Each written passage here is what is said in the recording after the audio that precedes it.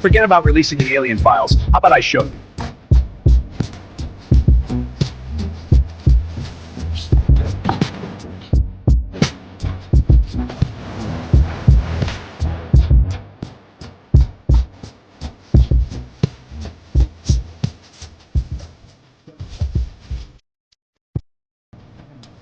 Those fucking things.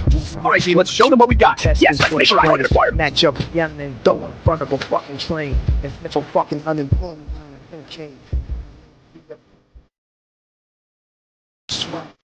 Now what the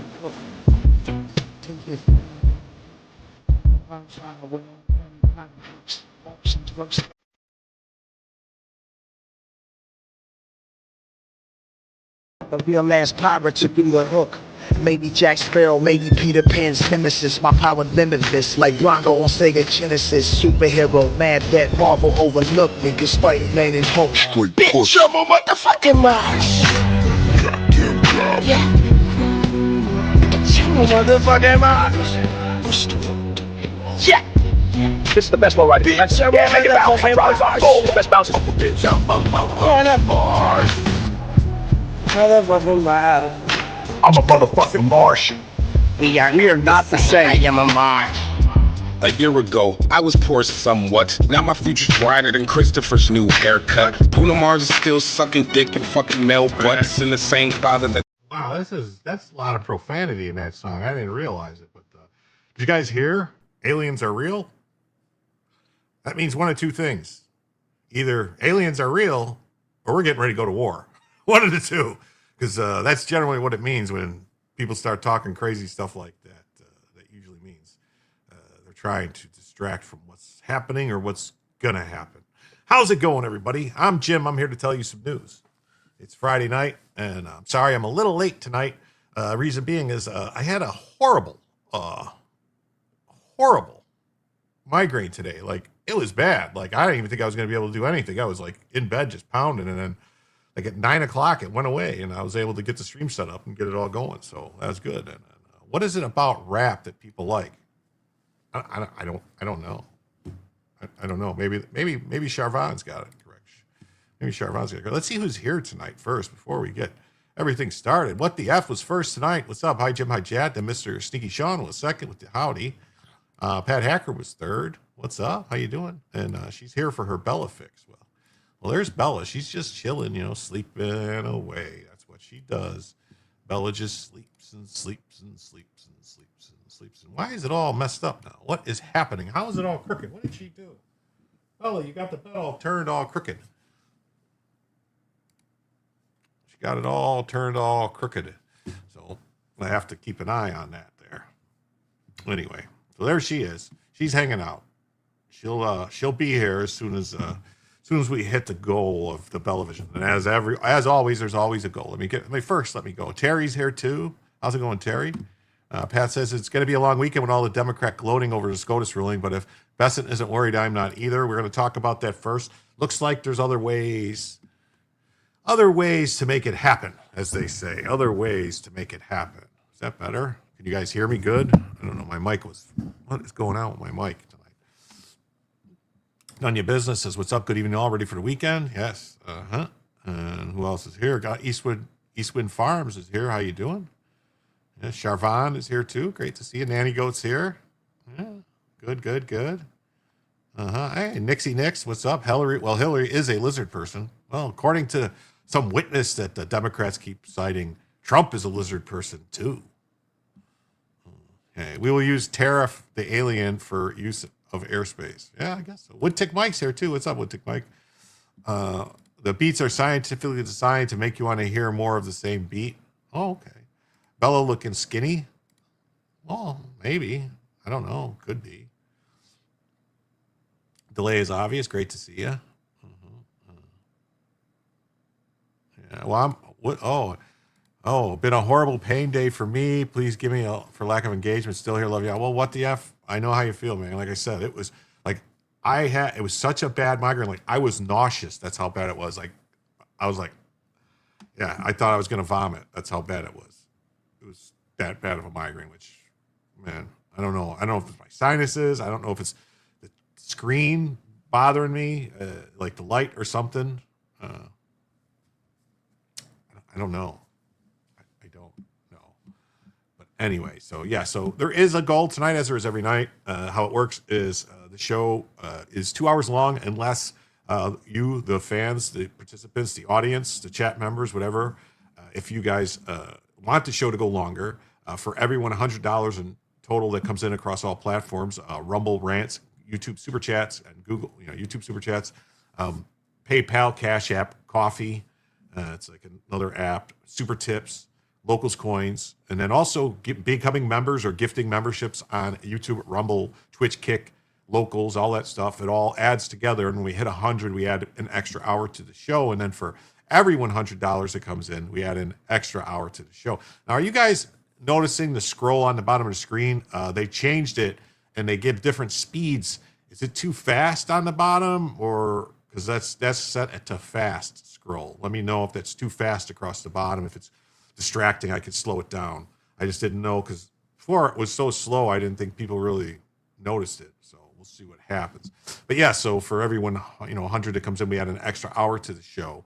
And as an added bonus, when we hit $50, we activate Bellavision for the evening, unless someone is generous enough to give a single individual donation of $25 or greater. And at that point, $25 or greater, then that would automatically activate Bellavision for the evening. And that could be like, a super chat or Cash App, PayPal, Rumble Rant, or it could be gifted memberships. 5 gifted memberships on YouTube or Rumble is an automatic Bellavision for the evening. So thank you. Let's get into the first story of the evening. What Pat Hacker says that the beats don't work on her. And rap is like jungle drums and Tarzan movies, makes me nervous. Oof. I understand that. Yes, I can sympathize with that. But look at JD Vance with Chewbacca and E.T. hanging out, paying tribute to the YouTube gods. Well, thank you. Thank you. So let's get into this first story of the evening, which is major breaking news. Supreme Court strikes down Trump's tariffs in a 6-3 decision. And Neil Gorsuch has always been a very libertarian type of Supreme Court justice with the rulings. He sided with the liberals with Obergefell and other cases that was what? So he's not really conservative at all, Neil Gorsuch, but he does believe in the Constitution and what it says. So I he has his reasons for what he ruled, but Justice Amy Coney Barrett and John Roberts has really turned out to be real pieces of work. I mean, they have repeatedly done things that they have no statutory basis to come up with. Like their reasonings is just like find a reason to say what we want to say. Because this ruling, the Clarence Thomas and a Kavanaugh dissent in this case is like basically like, hello, look at this is all the reasons why you guys are wrong. You don't address any of this stuff. Yes, Chevron, we need 4 more Clarence Thomases. Yes. I'm surprised it was Gorsuch and not Kavanaugh that sided with the institutionalists.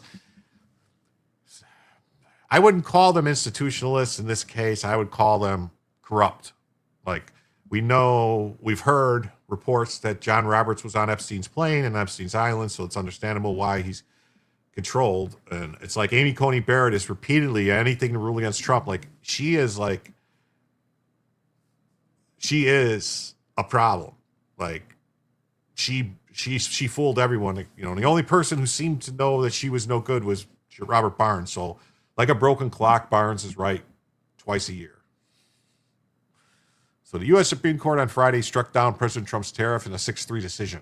The Supreme Court said President Trump does not have the authority to impose the tariffs under the International Emergency Economic Powers Act.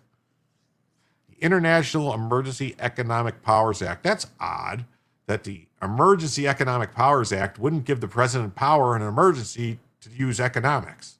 The High Court's decision only invalidates Trump's tariffs under the IEEPA. Chief Justice Roberts and Amy Coney Barrett and Neil Gorsuch sided with the 3 liberal justices. Like conservatives, Justice Alito, Clarence Thomas, and Brett Kavanaugh sided with President Trump. Roberts wrote the majority opinion. To begin, the IEEPA authorized the president to investigate, block during the pendency of an investigation, regulate, and direct and compel, nullify, void, or prevent or prohibit importation or exportation. So what they're saying is that Trump could just say you can't bring anything in, but he can't put it as a duty. Well, to regulate, what does it mean to regulate? I mean, the government regulates stuff all the time by imposing fees on it. So it seems odd. You know, absent from this lengthy list of powers is any mention of tariffs or duties. Well, here's the problem with that is that the entire history of the United States is replete with the president imposing tariffs on the same, basically, other laws similar to the IEPA with the same language. And there's Supreme Court precedent from the 1970s in a Nixon case with tariffs where they said, oh, yeah, he has that power because it says it gives the power to regulate. So it stands to reason that had Congress intended to convey the distinct and extraordinary power to impose tariffs, it would have done so expressly, as it consistently has in other tariff statutes. Doesn't Barrett have adopted African children? Oh, yeah. Supreme Court on Friday blocked President Trump's use of an emergency law to unilaterally impose sweeping tariffs on most U.S. trading partners, delivering a blow to the president in a case centered on one of his signature economic policies, one he characterized as life or death for the U.S. economy. In a 6-3 decision, the justices invalidated Trump's tariffs. The Supreme Court heard oral arguments in November in the case, which centered on his use of International Emergency Economic Powers Act to enact his Liberation Day tariffs on most countries, including a 10% global tariff and a set of higher so-called reciprocal tariffs on certain nations. In May, the Court of International Trade in New York said President Trump exceeded his authority to impose tariffs under the International Emergency Economic Powers Act of 1977, which is weird because the Congress wrote this law in 77 after the Supreme Court already said that President Nixon was perfectly fine with the tariffs he put in place. So, from other laws that have the same language. The order halts Trump's 30% tariff on China, his 25% tariff on some goods imported from Mexico and Canada. However, it does not affect the 25% tariffs on autos, auto parts, steel, or aluminum, which were subject to Section 232 of the Trade Expansion Act, a different law than the one Trump cited in his broader trade actions. Last August, the United States Courts of Appeal for the Federal Circuit rejected President Trump's authority to impose a sweeping tariff in a 7-4 decision. Justice Kavanaugh dissented. Justice Alito and Thomas joined Kavanaugh. Please check back for updates, it says. And Trump calls the ruling deeply disappointing and announces alternative global tariffs. Trump's reciprocal and drug tariffs went outside the scope of an emergency powers law, the court majority said. Here's the latest. After the tariff ruling, Bessent says countries will honor their deals with the U.S. Vance accuses the Supreme Court of lawlessness in the tariff ruling. Yeah, those belly pics in the ads, it pisses me off. So Trump deploys alternative tariff plan after the Supreme Court ruling and what to know. And Bessent says alternative tariff plan will lead to virtually unchained tariff revenue. And 5 takeaways from after the tariff ruling, Bessent says countries will honor their deals. So Treasury Secretary Scott Bessent said on Friday that in spite of the Supreme Court's ruling, President Trump's that the foreign countries will honor the trade deals they've made with the U.S. And I think everyone's going to honor the deal, said Bessent. Bessent referenced other trade authorities in U.S. code that could be used to back the deals, including Section 232 of the Trade Expansion Act, which lays out criteria for national security tariffs and shipping bans, and Section 301 of the Trade Act of 74, which allows the United States to retaliate against countries using unfair trade practices.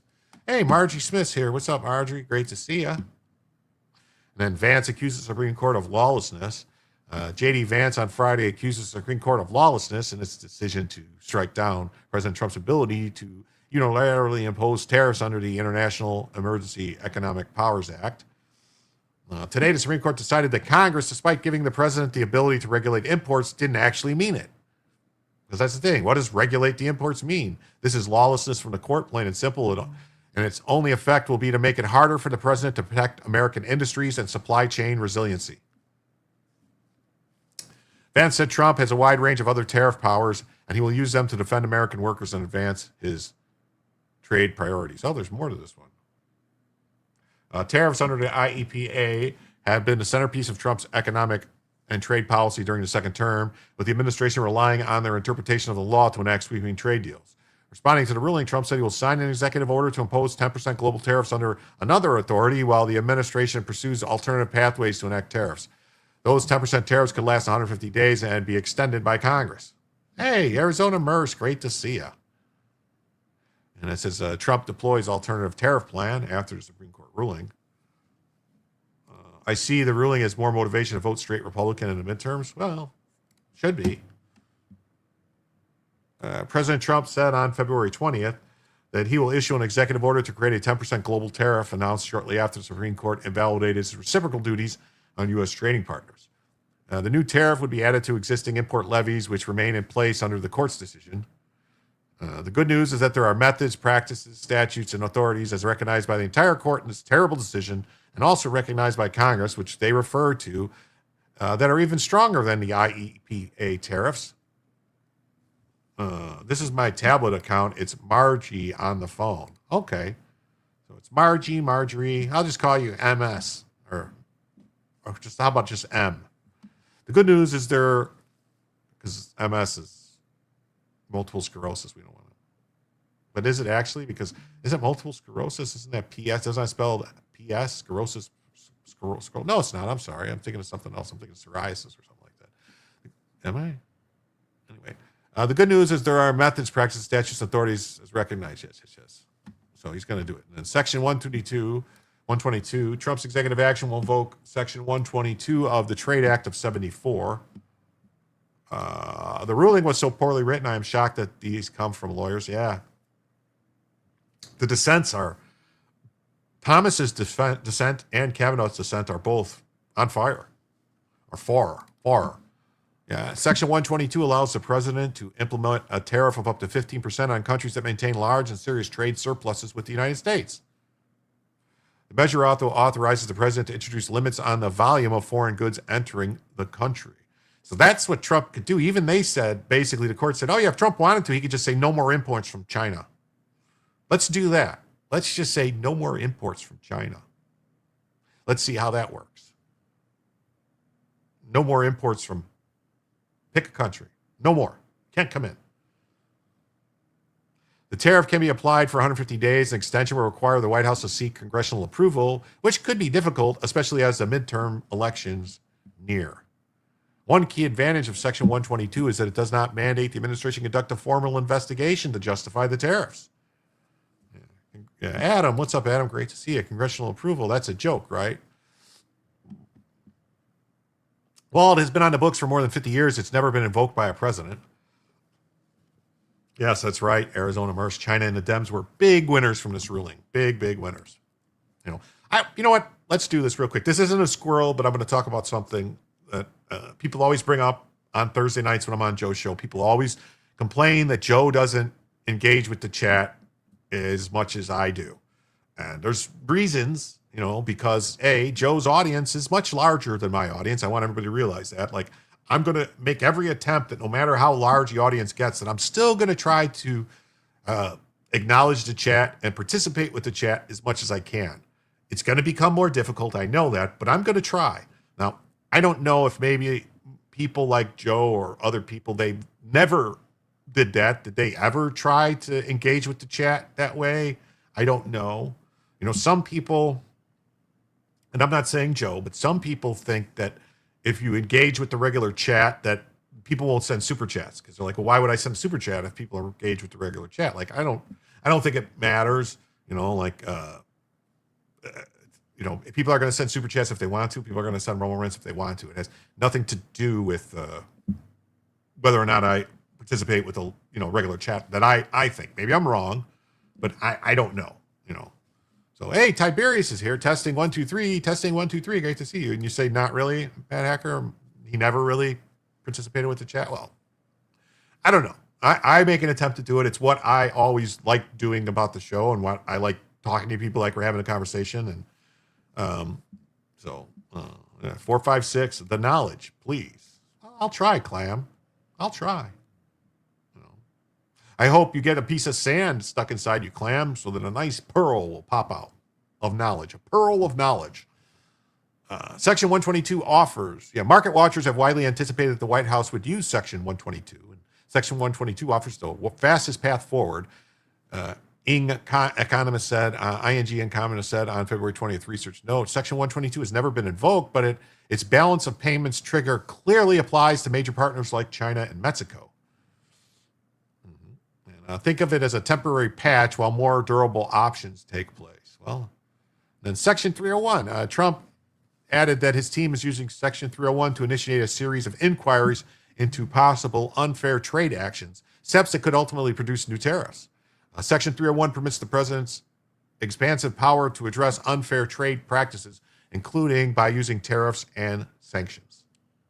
Yes. U.S. Trade Representative Jameson Greer will also be allowed to probe and respond to policies from foreign governments that the White House considers violations of trade agreements with the United States. While that has not been difficult to prove in the case of China 301 tariffs, it won't be easy for the broader tariffs across a dozen countries. Jay Buchbinder, chief of equity strategist at LPL Financial, said in a note emailed to the Epoch Times. We could have chowder if we had a full more clams. Yeah. For the record, Rand Paul proved why I hate the Libertarian Party. Yeah, I don't.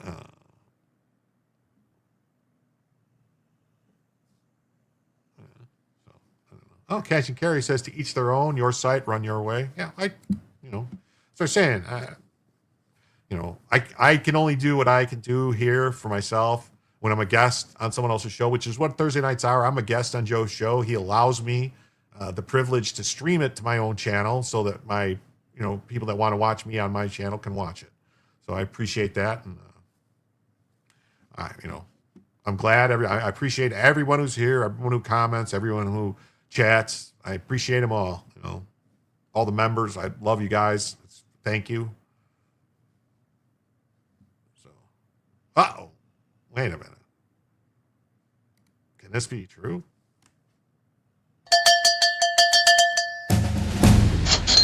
Wow, with that activates Bellavision like immediately from Audrey there. 10 gifted memberships. Wow. Thank you, Audrey. Thank you. Let's see who got those. It says Marjorie Smith received a gifted membership. Tommy Two Guns, Digital Saints received a gifted membership. Bob Fana Patrice, Rob Swan, Hintsy Site, Kathleen Mangus, Beachcomber, Joe Choi, Marlene 56, and your boy Zach Matters. And yes. And Thank you so much. Hi, y'all. Thank you so much. And Margie says, I like the way you interact with chat. Well, I appreciate it. But Audra says she wants Bella. Yes, I see that. I see that. Audra, thanks for Bella. Definitely. Got to have me some Bella. Thanks, Audra. Yeah, so with that, now we are $40 only, just $40 away from the first additional hour of the show, man. So that is awesome. Thank you so much. And let me see if I can make Bella's camera look a little better. Oh, that's my camera. Let me see. She's kind of... Oh, look at her toys all the way over there on the floor. Let me see. Let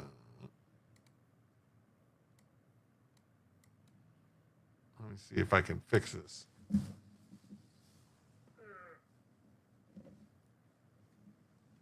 But her head is like off. Bella, your head is like off the bed. Come here. Bella, look. Come here.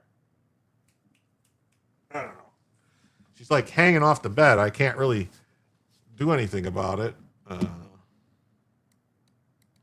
mean, that's the best I could do, really. I guess that's the best it's going to be for tonight until she moves. Yes, Bella. Oh, yeah, she's here. Cannibalistic Wizard's here, too. What's up? Great to see you. That got her excited. Yeah, you seen her, right? She got all excited. Like, it's crazy, right? How excited she gets. It's nuts. So there she goes. She's going to move. She's going to move. She's going to move. Better her head than her butt. Yeah. So Trump tapped Section 301 during his first term and applied it against China.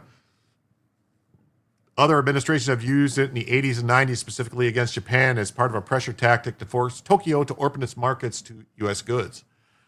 For longer-term tariffs, Section 301 investigations remain the primary tool, the ING economist added. These allow duties in response to unfair trade practices, but require up to 9 months of review before implementation.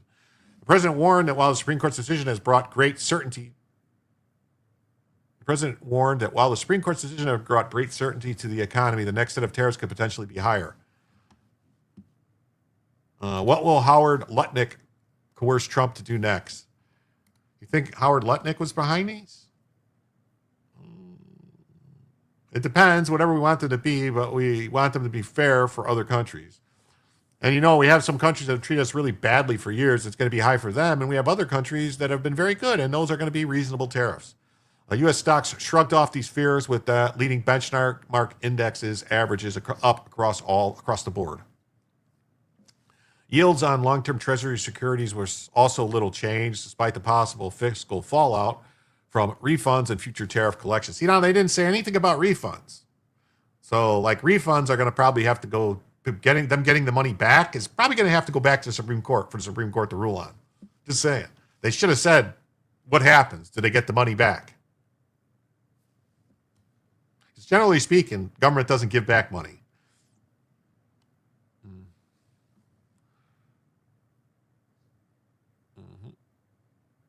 Yeah, so see the IEPA tariffs. However, speaking at the Economic Club of Dallas, Treasury Secretary Scott Bessent stated revenues will not be changed very much. I can tell you that the total amount of revenue the Treasury will collect this year will be little change. Trump's tariffs were forecast to generate about $3 trillion over the next decade. Okay. Economists at Penn Wharton budget model estimated that more than $175 billion in tariff collection could be returned to U.S. importers. I don't know about that. I don't know about that. I don't know. I mean, Bessent said alternative tariff plan will lead to virtually unchanged tariff revenue. Treasury Secretary Bessent said that alternative plan will lead to virtually unchanged revenue. Addressing the Economic Club of Dallas, he said the Trump administration will invoke alternative legal authorities to replace the International Emergency Economic Powers Act. Treasury estimates show that the use of Section 122 combined with potential enhanced 232 and 301 tariffs will result in virtually unchanged revenue in 2026. 5 takeaways from Supreme Court's rejection of the global tariffs. The Supreme Court on February 20th struck down many of President Trump's tariffs. Well, no, they just struck down the tariffs under the IE, whatever the EEL or whatever it was, IEEO, EPA or whatever it was. The president previously declared a national emergency under the International Emergency Economic Powers Act, saying that tariffs were needed to stem the flow of illegal drugs and to combat the large and persistent trade deficits with foreign nations. It says Howard drove his kids to school for the first time in 5 years on 9/11. Really? Huh. The act generally gives the president the power to regulate imports to address emergencies, but debate ensued over what that meant in practice. Writing for the majority, Roberts rejected Trump's arguments. So tariffs enacted under other laws are not affected. Tariff said that Trump rested his claim on authority on the words regulate and importation. Yeah, how do you regulate importation? The president asserts independent power to impose tariffs on imports from any country on any product at any rate for any amount of time. Those words cannot bear such weight. The Supreme Court has been reluctant to approve delegations of congressional power based on ambiguous statutory text, especially where they concern a core congressional power such as spending power. This is not spending power. Regulating imports into the nation is not a spending power because, believe it or not, there is no right to import anything into the United States. Nothing. There is no right to import things into the United States. That has always been understood for the entire time of the country, for all of history of the world. Importing things into a nation is a power of the sovereign to decide. The sovereign being the executive branch. If it was a monarch, it would be the monarch to decide what comes in. Because things that can come in can be dangerous. Things that can come in can kill your people. Things can come in can be an invasion. You understand? So it's always up to the sovereign to decide what comes into the country. Roberts said that Trump would have needed clearer authorization from Congress to prove if it wanted to delegate its tariff power under Article 1 of the Constitution. Really? Really, really, really? Fucking Roberts, man. I hope all that Epstein stuff is investigated completely and he gets his just desserts. That's better now. That's better now. What are you doing? Where are you going now? You're moving now? You're moving on up to the east side?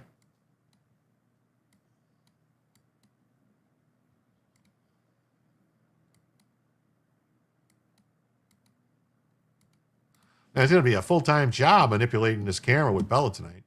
We definitely don't need immigrants. There you go. That's what I said. Yeah, Mama Pillow's here. What's up, Mama Pillow? Great to see you. Thank you for being here. Yeah, it says refund process likely a mess. In a dissenting opinion, Justice Brett Kavanaugh said providing refunds to those affected by the tariffs would probably be a mess. The federal government may be forced to refund billions of dollars to importers who paid tariffs under the IEEPA Act, even though some importers may have already passed on costs to consumers or others. Who gets the money back? If these people raise the prices that people paid, then why would they get the money back? It seems like a windfall. Kavanaugh said the United States has benefited from the tariffs, which gave the government leverage to negotiate trillions of dollars in trade deals with governments in countries like China, Japan, and the UK. The court's decision could generate uncertainty regarding those trade agreements.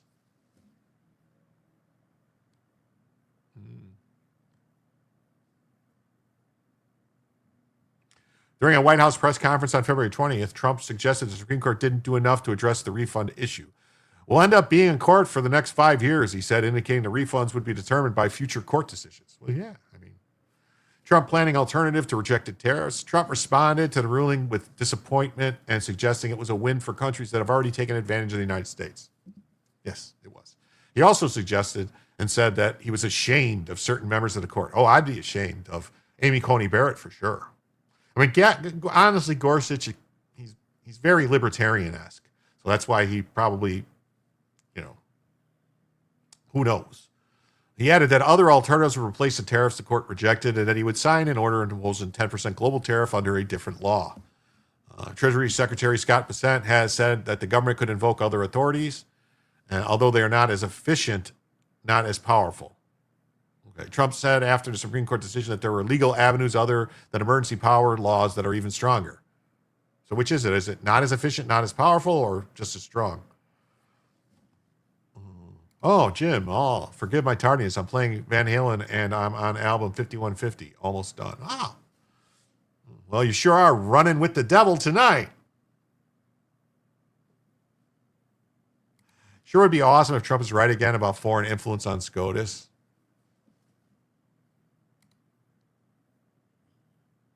Could be. Could be. U.S. Trade Representative Jameson Greer similarly indicated in December that the administration had a backup plan. Yes. Kavanaugh, other laws allow Trump's tariffs. It remains to be seen how Trump will attempt to fill the void. As Kavanaugh noted, the court's decision focused on one emergency power law rather than ruling out the possibility that Trump could impose his tariffs.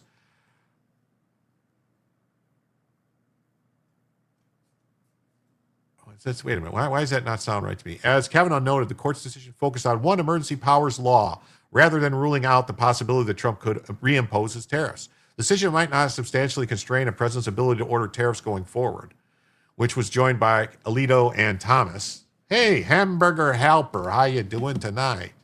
That is because numerous other federal statutes authorize the president to impose tariffs and might justify most, if not all, of the tariffs at issue in this case, albeit perhaps with a few additional procedural steps that the International Emergency Economic Powers Act as an emergency statute does not require.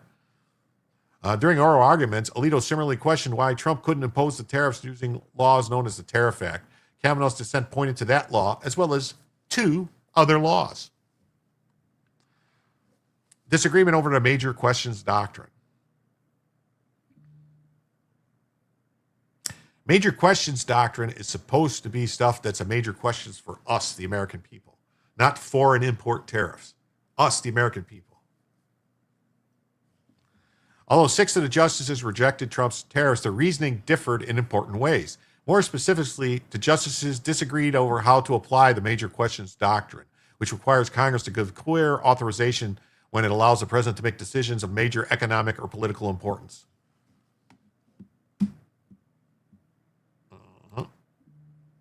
According to Trump, he will continue them in some way while being a good boy. Well, hey, I hope you're doing well too.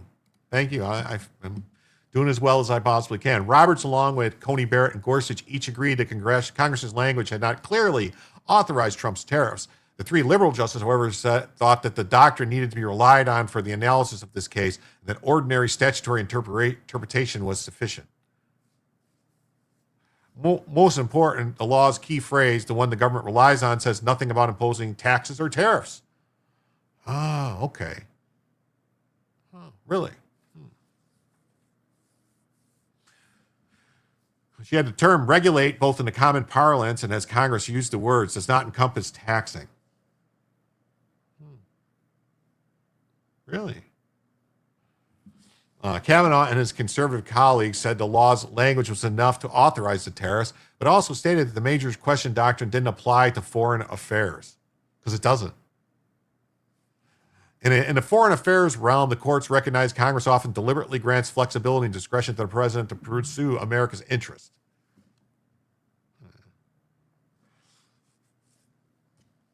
Yes, a tariff is not a tax on U.S. citizens. That's right. I saw it on Asmongold. It was amusing. Oh, okay. President Trump said the Supreme Court ruling has brought great certainty when it comes to the economy. Hey, Cool Frog's here. What's up? Great to see you, Cool Frog. Thanks for stopping by. Great certainty is brought to the economy of the United States and actually the economy in the world because we will generate so much in the world with the biggest in the world, and we're now the strongest by far. So even when he loses, he wins. That's awesome.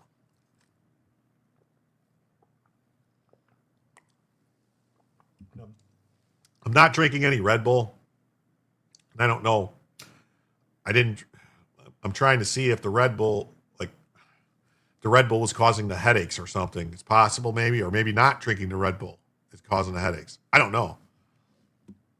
Cesium cat got a biopsy today, keeping fingers crossed. Everyone, oh man. I don't want to pry. Was it I don't know, lung, kidney, liver? What was it, man? Biopsy on the stomach, colon. I mean, so many choices, and none of them sound good. I pray, man, that you're okay. Fingers crossed. Fingers crossed. We are a country that was dead 1.5 years ago, and now we have the hottest economy in the world, hottest country in the world. We got to keep it going. Trump says the new tariffs could be possibly higher. Woman stuff? Oh, okay, woman stuff. I got you. No, don't need to say anymore. I understand. It depends. Whatever we want them to be, but we want them to be fair to other countries. He says it. I already read this. Congress has other laws that enable Trump to impose the tariffs. While a majority of the Supreme Court held that President Trump cannot impose tariffs using the IEEPA, Justice Brett Kavanaugh said he might be able to do so using other laws. Although I firmly disagree with the court's holding today, the decision might not substantively constrain the president's ability to order tariffs going forward. Yeah, so. Oh, Margie says, Red Bull makes my kidneys hurt. Yes. So, yeah, Kavanaugh wrote a dissenting opinion was joined by Alito and Thomas. In essence, the court today concludes that the president checked the wrong statutory box by relying on the IEPA rather than another statute to impose these tariffs. Kavanaugh said Trump could use other federal statutes to impose most, if not all, of the tariffs, albeit perhaps with a few additional procedural steps. He cited Section 232. No action shall be taken to decrease or eliminate the duty or other import restriction on any article if the president determines that it would threaten national security. Oh, what do you know? That determination is made by the president after coordinating with Secretaries of Defense and Commerce. He also pointed to Section 338 of the Tariff Act of 1930, which lets the president impose up to a 50% tariff if it serves the public interest or when another country places any unreasonable charge, exaction, regulation, or limitation which is not equally enforced upon the like articles of every foreign country. That's the one. Ding, ding, ding, ding, ding. That's the one. Finally, Kavanaugh said the president relies on section of the Trade Act of Section 1974 to impose tariffs to prevent imminent and significant depreciation of the dollar in foreign exchange markets, or to correct trade imbalances and import competition, among other situations. Wow. Those tariffs are capped at 50% and last up to 150 days unless extended by Congress. In the meantime, Kavanaugh added that the United States might have to refund billions of dollars in previously taxed payments, a process that is likely to be a mess. Likely. Hey, Spuds, what's up, Spuds? Great to have you here, Spuds. Trump said in a press briefing following the ruling, the good news is that there are methods, practices, statutes, and authorities that are even stronger than the IEEPA tariffs available to me as president of the United States. Other alternatives will be used to replace the ones that the court incorrectly rejected. Kavanaugh, Thomas, and Alito dissented from the majority's ruling. They held the IEPA does allow the president to impose tariffs in emergencies. Thomas, in his dissenting opinion, noted that the text of the law authorized the president to regulate importation. Throughout American history, the authority to regulate importation has been understood to include the authority to impose duties on imports. He also pointed out that the Constitution forbids Congress from delegating core legislative powers to the president, but not other powers such as imposing tariffs. Like, it's not a core legislative process to impose a tariff. Early Congresses often delegated to the president power to regulate foreign commerce, including through duties on imports. The three justices also disagreed with Chief Justice Roberts' application of the major questions doctrine, which says federal agencies can't enact rules unless Congress explicitly authorizes them to do so. Kavanaugh wrote that Roberts, by requiring the IEPA to contain the words tariff, duty, or tax while was using a magic words test, an approach the Supreme Court had already rejected in previous cases.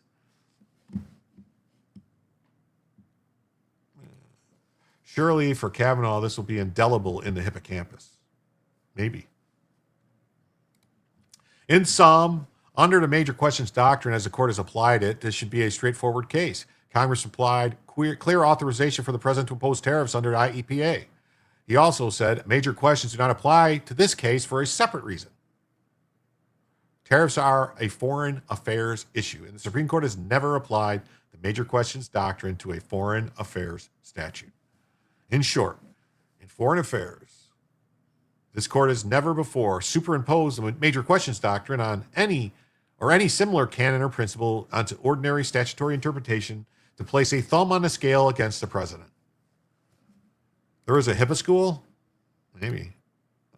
I finished my Van Halen fix for the night. Well, might as well jump. Trump says that some of the trade deals will stand. President Trump said that some of the trade deals he has made will stand while others won't as a result of the Supreme Court decision.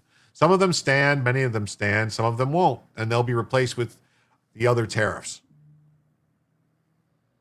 Trump says the tariff revenues will be litigated. And President Trump, when asked about the possible tariff refund, said that he was surprised the Supreme Court ruling didn't address the issue more clearly.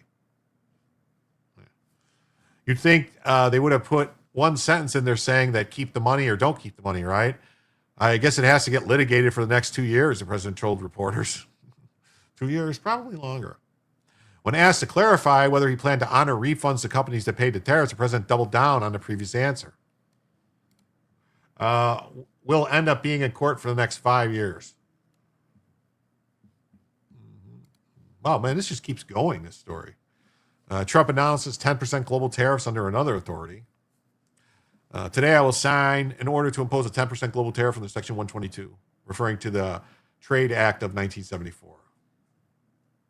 Trump names other authorities he can use. President Trump named other avenues he could use to impose tariffs. I don't know, I think we're kind of beating a dead horse here, but we'll see. I firmly disagree with the court's holding. The decision might not substantially constrain. Yeah, so we read all this stuff. So Trump says he'll use other alternatives. So refunds with interest, no problem. The government doesn't pay interest. Do you get interest on your income tax refund? No. Do they charge you interest if you owe them money? Oh, yes. Government don't pay you interest. Never. Can you imagine that? Imagine that.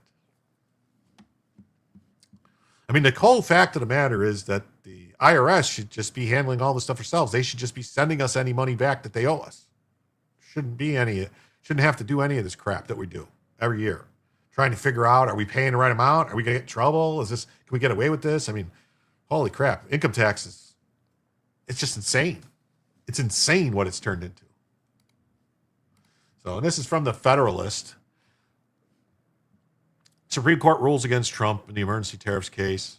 It says it's a 4-minute read. It does not authorize the president to impose tariffs.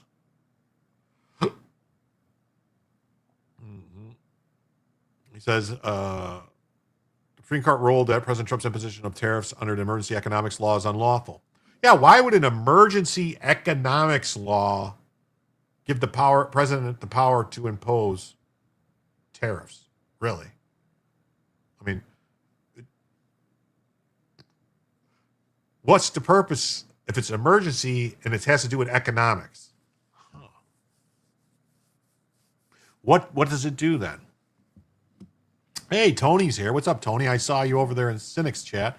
I'm still cleaning and listening. Have you heard about the Bears? I heard the Bears are going to move to Indiana now, possibly. And because basically they already have the land in Illinois, in Arlington Heights, but because Illinois in the county and the state refused to do anything about property taxes, if they built a $2 billion stadium, they would have been paying $200 million a year in property taxes. And they're like, yeah, we're not doing that. That's ridiculous. That's ridiculous. So that's why they're moving. The ruling pertains to a pair of consolidated cases, as known as Learning Resources Inc. versus Trump. Response to the existing unfair trade practices. Yeah, so this is kind of a dead horse we've been beating here. No.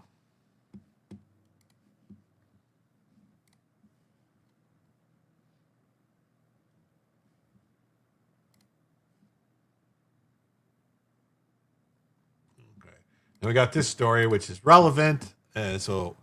Trump tariff refunds. Will consumers see any of the $175 billion collected after the Supreme Court ruling? No.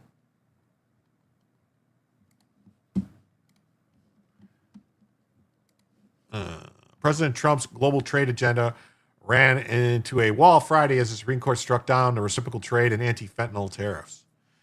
The 6-3 ruling by the court puts an estimated $175 billion already collected over the past year and jeopardizes the fate of Trump trade pacts with other major partners that may not have been ratified, many of which have not been ratified. Hey, Joe comes in.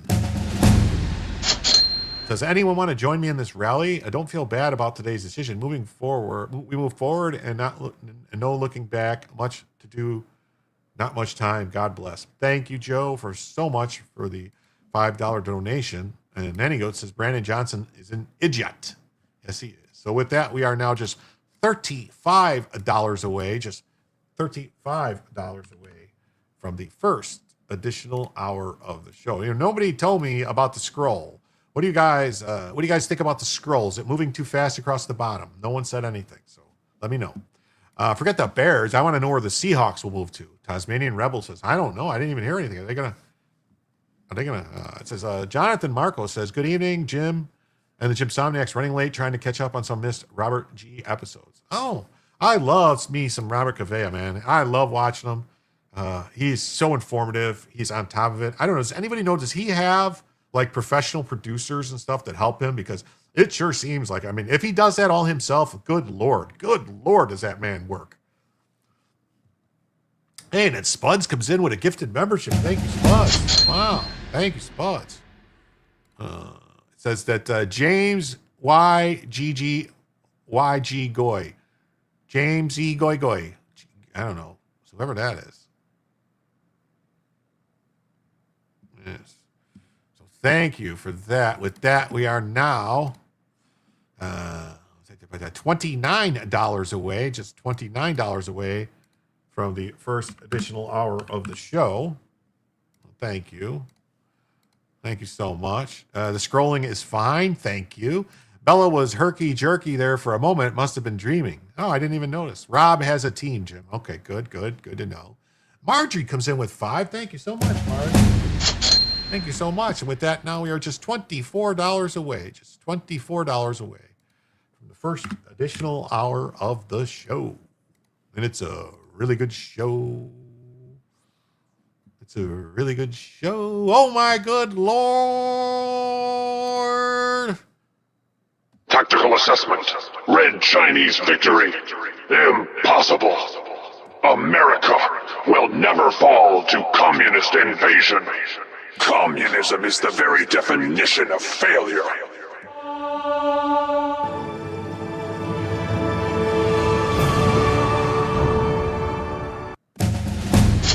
Wow, Audra, thank you so much for the $29.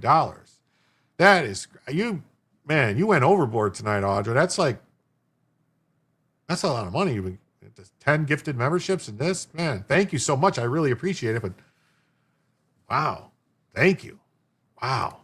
So with that, folks, that means we are now $95 away from a second additional hour of the show. 95 away from a second additional hour of the show. Wow. Thank you guys so much. So generous tonight. Thank you. Thank you. Awesome. Thank you so much. I knew my Pelaroja was going to do it. Thank you. Nice guy. Thank you. Yes. I can't help it. I missed you guys. Well, we missed you too, Audra. I'm glad you're feeling better. I really am. I didn't want to discuss anything. I'll just say I'm glad you're feeling better. Jim, no sleep till Brooklyn. Photo edit on a man with a pedal. Break a bomb in a boiling kettle. I don't know the words, so I'm not going to sing it, but it's around here because I'm on to bring it. Very good, Jim. Nice pronunciation. I practiced that in my head 3 times before I said it. We missed you too, Audra. Thank you so much, everybody. Wow. The court found Trump exceeded his authority. So Trump's duties charting down Canada and China and Mexico to stop the flow of illicit fentanyl. So, hey, Katie. What's up, Katie? Great to see you. Thanks for being stopping by tonight. It means a redhead. Oh, is it? I know Rojo is red. So,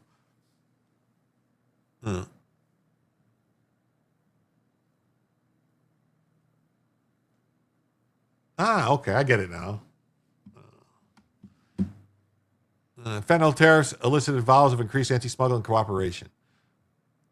So, when can consumers see refunds? Likely never. Likely never. Consumers have paid higher prices since last year after U.S. businesses hiked prices in anticipation of the raised rates. Businesses that paid the higher tariffs, however, are expected to seek refunds. Spud, member for 7 months, says Jim needs to do karaoke. Maybe Maybe someday. Maybe someday. Court's decision is likely to generate other serious practical consequences in the near term. One issue will be refunds, wrote dissenting Justice Brett Kavanaugh, nominated by Trump during his first terms. Refunds of billions of dollars will have significant consequences for the U.S. Treasury. The court says nothing today about whether, and if so, how the government should go about refunding the billions of dollars that it has collected from importers. But that process is likely to be a mess, as was acknowledged at oral arguments. Kavanaugh added, a second issue is decision's effect on the current trade deals, because IEEPA tariffs have helped facilitate trade deals worth trillions, with a T, trillions of dollars, including with foreign nations from China to the United Kingdom, Japan. The court's decision could generate uncertainty regarding various trade agreements. That process, too, could be difficult.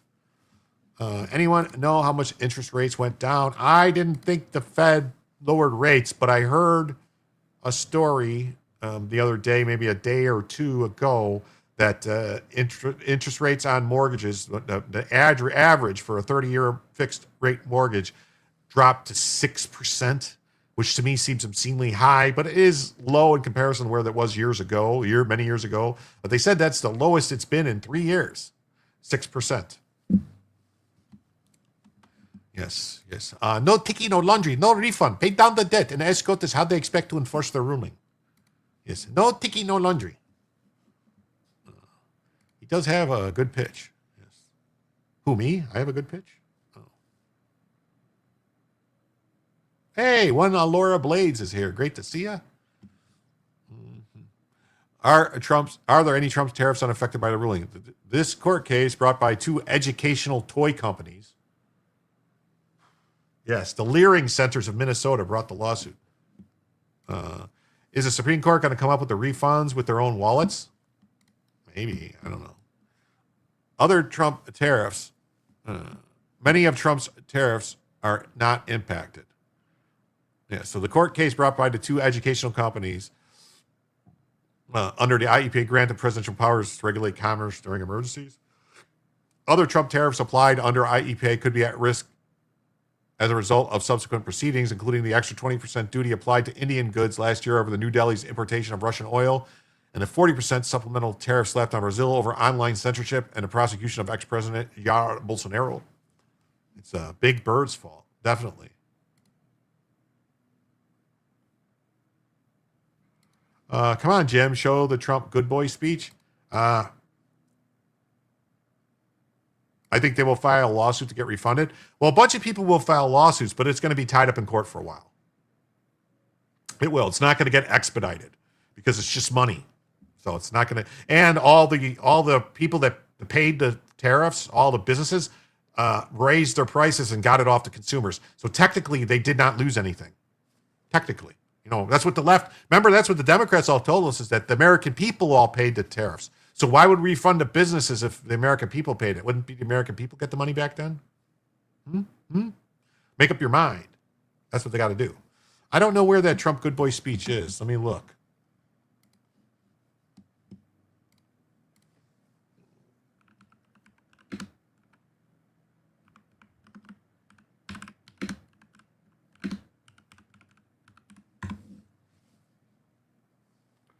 Oh, here we go. All right. I found it.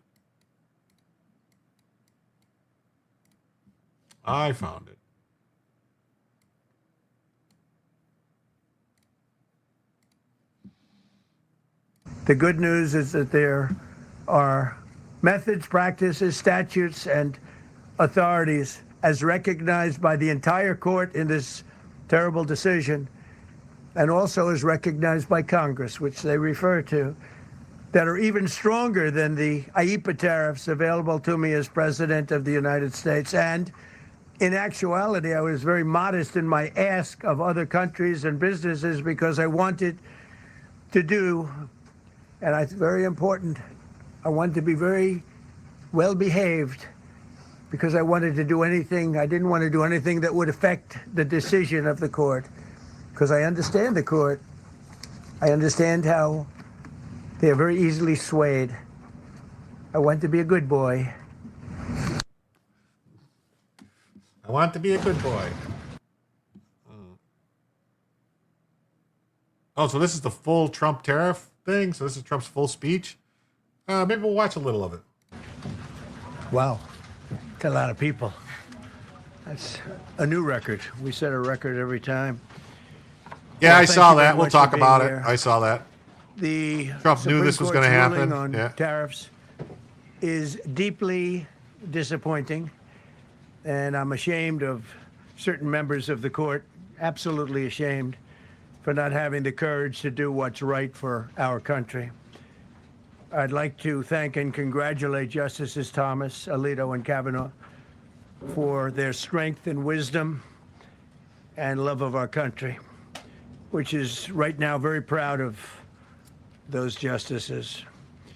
When you read the dissenting opinions, there's no way that anyone can argue against them.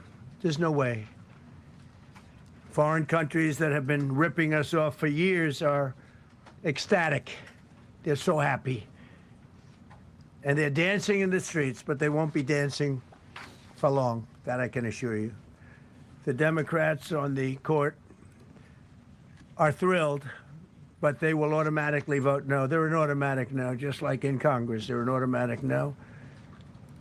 They're against anything that makes America strong, healthy, and great again. They also are a, frankly, disgrace to our nation, those justices. They're an automatic no, no matter how good a case you have. It's a no. But you can't knock their loyalty. It's one thing you can do with some of our people. Others think they're being politically correct, which has happened before far too often with certain members of this court, and it's happened so often with this court. What a shame. Having to do with voting in particular, when in fact they're just being fools and lapdogs for the rhinos and the radical left Democrats, and not that this should have anything at all to do with it. They're very unpatriotic and disloyal to our Constitution. It's my opinion that the court has been swayed by foreign interests and a political movement that is far smaller than people would ever think. It's a small movement. I won by millions of votes. We won in a landslide. With all the cheating that went on, there was a lot of it, but we still won in a landslide. Too big to rig. But these people are obnoxious, ignorant, and loud. They're very loud. And I think certain justices are afraid of that. They don't want to do the right thing. They're afraid of it. This was an important case to me, more as a symbol of economic national security, and also, I would say, just for our country itself, so important, because we're doing so well as a country. We've never done so well. The good news is that there are methods, practices, statutes, and authorities, as recognized by the entire court in this terrible decision, and also as recognized by Congress, which they refer to, that are even stronger than the IEEPA tariffs available to me as President of the United States. And in actuality, I was very modest in my ask of other countries and businesses because I wanted to do, and it's very important, I wanted to be very well behaved because I wanted to do anything, I didn't want to do anything that would affect the decision of the court, because I understand the court. I understand how they are very easily swayed. I want to be a good boy. I'm going to tell you, he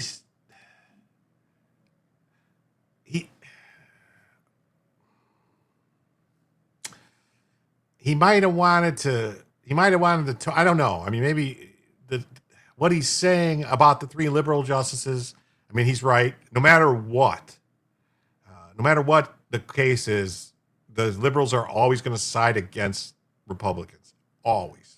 No matter what. Anything Republicans want is going to side against them. Doesn't matter.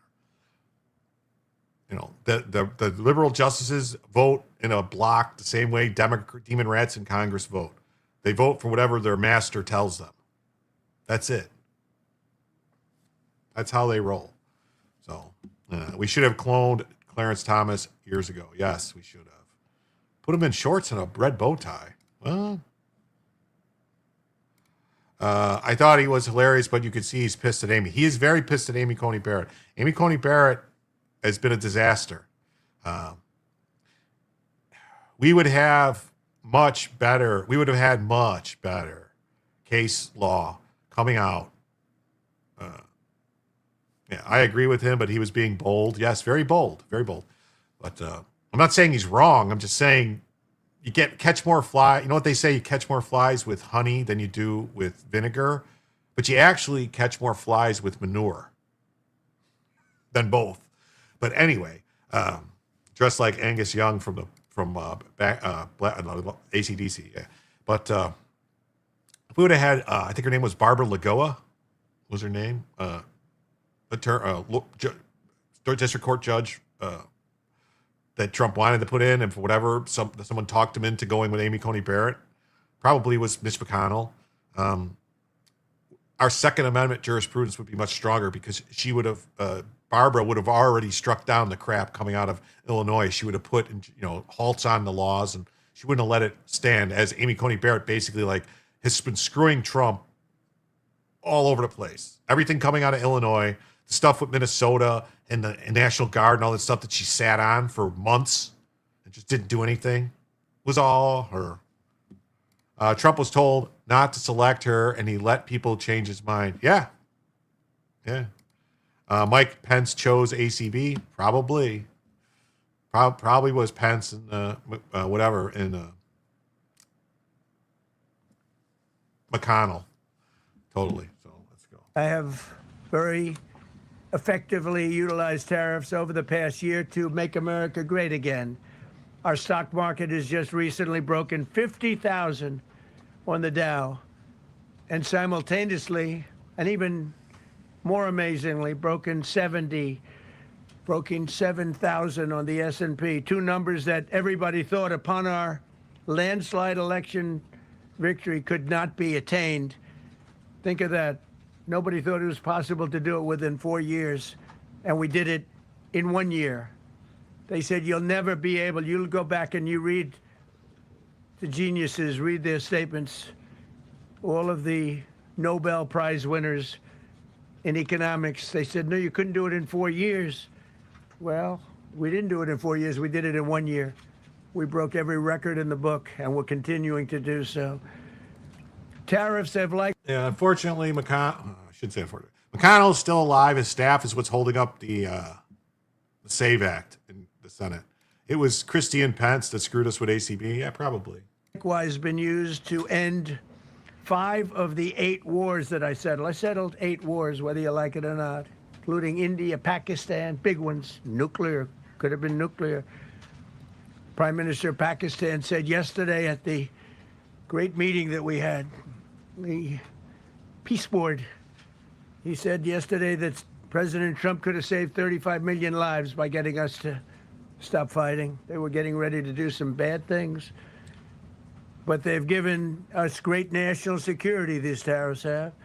And together with our strong borders, reduced fentanyl coming into our country by 30%. When I use them as a penalty against countries illegally sending this poison into our country to poison our youth. All of those tariffs remain. They all remain. I don't know if you know that or not. They all remain. We're still getting them, and we will after the decision. I guess there's nobody left to appeal to. But again, those 3 people, such respect. I've had a lot of respect for them anyway, but such great respect. But other alternatives will now be used to replace the ones that the court incorrectly rejected. We have alternatives. Great alternatives. Is it better more to send money? We'll take in more money. Is it better to send money through PayPal or YouTube? PayPal or Cash App is the best way to send money. I get the vast majority of it that way. I think PayPal takes like 4 to 5%, or maybe even less than that. It's not very much. Like if you send $10 by PayPal, I get $9.40 of it or something like that. Like over $9 of it. So PayPal's good. Cash App, I get all of it. If you send it by Cash App, I get all of it. Cash App doesn't charge me anything to get it. So.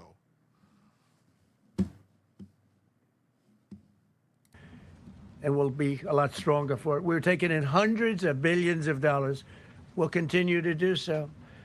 To show you how ridiculous the opinion is, however, the court said that I'm not allowed to charge even $1. I can't charge $1. Can't charge $1. I would have used 1 penny, but we don't make the pennies anymore. We save money. Can't charge $1 to any country under IEPA. Not $1. I assume to protect other countries. This must have been done to protect those other countries. Certainly not the United States of America, which they should be interested in protecting. That's what they're supposed to be protecting.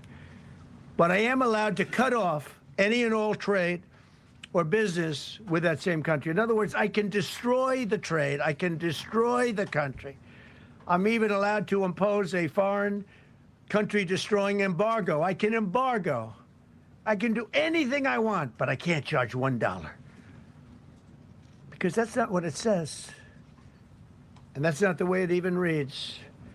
I can do anything I want to do to them, but I can't charge any money. So I'm allowed to destroy the country, but I can't charge them a little fee. I could give them a little two-cent fee, but I cannot charge under any circumstances. I cannot charge them anything. Think of that. How ridiculous is that? I'm allowed to embargo them. I'm allowed to tell them you can't do business in the United States anymore. We want you out of here. But if I want to charge them $10, I can't do that. It's incorrect. Their decision's incorrect. But it doesn't matter. Yeah, that's the thing. He can impose an embargo but not charge a penalty. Sure, that makes sense. Yeah, like he could literally say he could embargo like all the ships. He could seize the ships in the ports. Like, oh, we now have the ships. They're ours. He could. That's part of the law. You know, like embargo them, take control of them. Nothing from, he could say nothing from China comes into the country. That would be great, actually, for our country. We need, why are we importing trillions of dollars of crap from China every year? And the majority of it's crap. None of it lasts. It breaks constantly. Nothing works the way it's supposed to anymore. Nothing lasts. You buy anything that, you used to buy stuff like refrigerators and TVs, large ticket items. They would last forever, pretty much, 20, 30, 40 years. Cars. Think how long people used to have cars that lasted 20, 30, 40 years. Now a car is like 8, 10 years. It's falling apart. Your TV, you're lucky if your TV lasts 5 years. Everything. Computers don't last for crap. 3, 4 years. You got to get rid of the computer, get a new computer. Nothing lasts because it's all built to get, you get it in there quick, cheap, boom. It will not be great, but it will destroy China if he does it for, say, 6 months. That would be great, wouldn't it, though? He could completely destroy China. Yes, like that. Which, if China does invade Taiwan or attempt to invade Taiwan, that's immediately what's going to happen is everything coming in from China stops immediately, day one. Branca brought this up weeks ago that Donald Trump had other options. It looks like THC1 has a lot of arrows in his quiver and not Nan Shi, Pilo Shi, maybe. Consumerism. Yeah. Consumerism isn't really the problem, though, Tony. The problem is that we went from a public that wanted things that were built quality. Quality. We would pay a little more money because it was quality. It would last. It wouldn't break. It wasn't a piece of crap. To now it's like, we just want the cheapest we can get. Just the cheapest thing that'll work. That's where we're at now. The cheapest thing that'll work. Because even the things that aren't the cheapest things, let me tell you, because I don't buy the cheapest things. I always try to buy the best quality of something. If I'm going to buy a TV, a bed, a car, I want the best quality for my money. I want the best for my money. I'll spend a little bit more because I want it to be the best I could get. It's just as crappily built as the other stuff. It's really no difference. You can buy you want to buy a Lexus or a Toyota. They're built the same. They just charge more for the Lexus. American made all the way. Melania is a smoke show. Yes, she is. Presidents have been lapdogs to their opposition to our great president's political parties. This is another reason why there has been such opposition. Yeah. That's why they're doing it. Because We have very powerful alternatives that have been approved by this decision. You know, they've been approved by the decision. For those.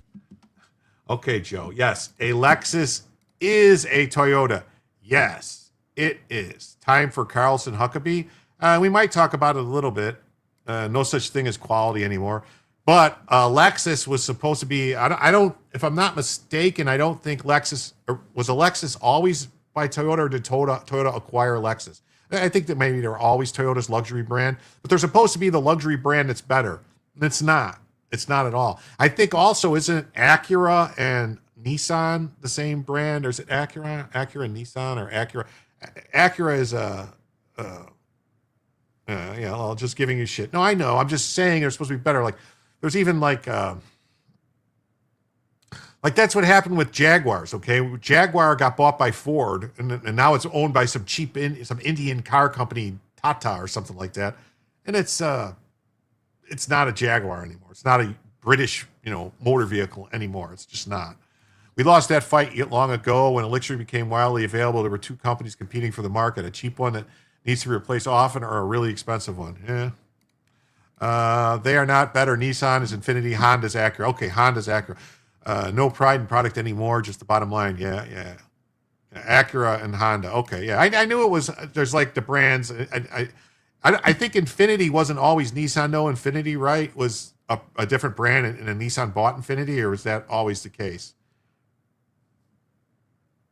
I'm not sure. I'm not sure. That thought they had us. And they're saying that I have the absolute right to license, but not the right to charge a license fee. So think of that. I have the right to license, which is a very powerful word, in many ways. Yeah, Hyundai is Genesis, and when it originally launched, the Hyundai actually sold. It wasn't like a different brand; it was a car that Hyundai was selling, and then they like converted it. They converted it into a separate brand.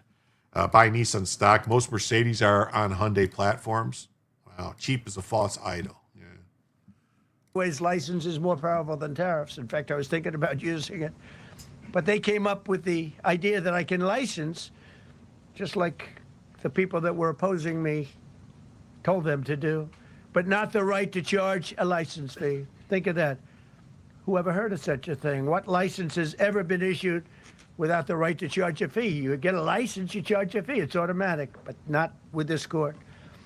But now the court has given me the unquestioned right to ban all sorts of things from coming into our country, to destroy foreign countries. But a much more powerful right than many people ever thought we even had, but not the right to charge a fee. How crazy is that? Our country is the hottest country anywhere in the world right now.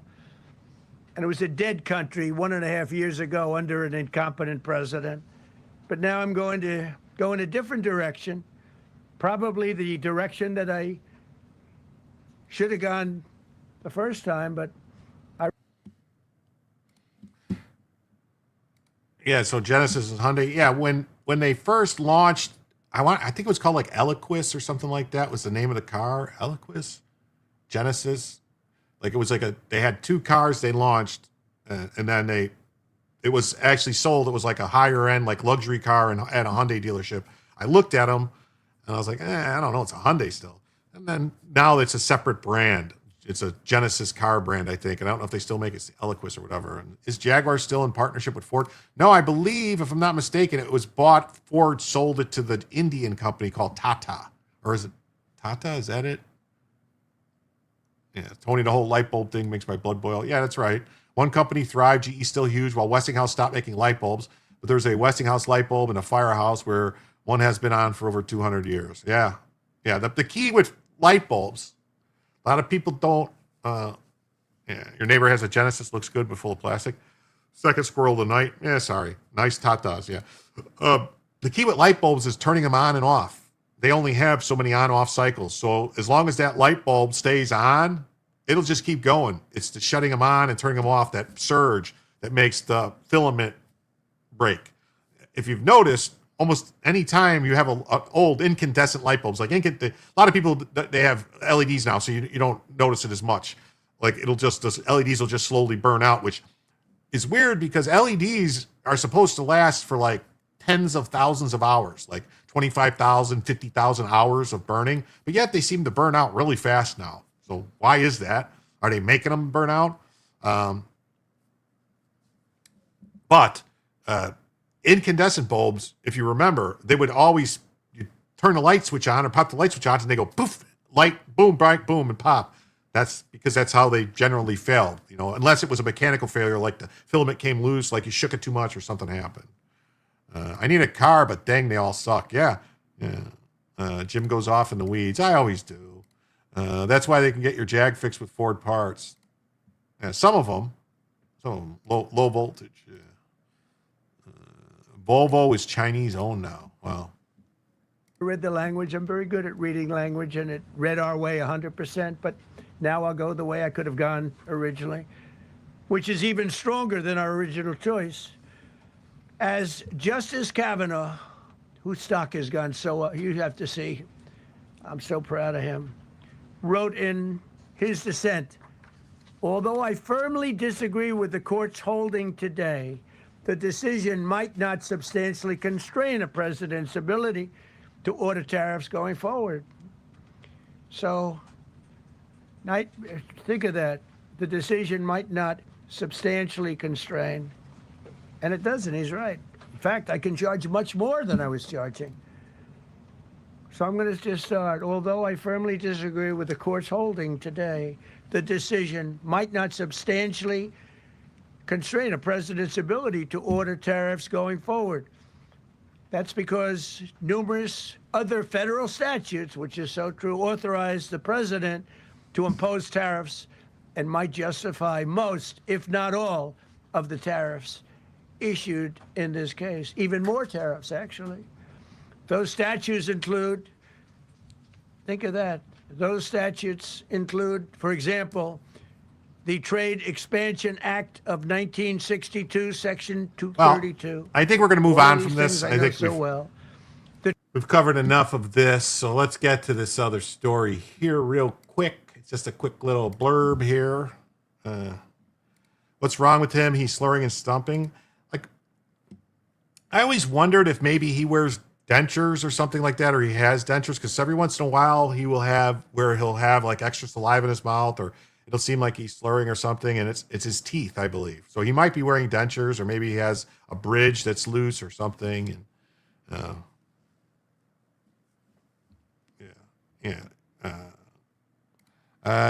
Ford was having Mazda build him cars. My Ford Probe in '89 had a Mazda engine.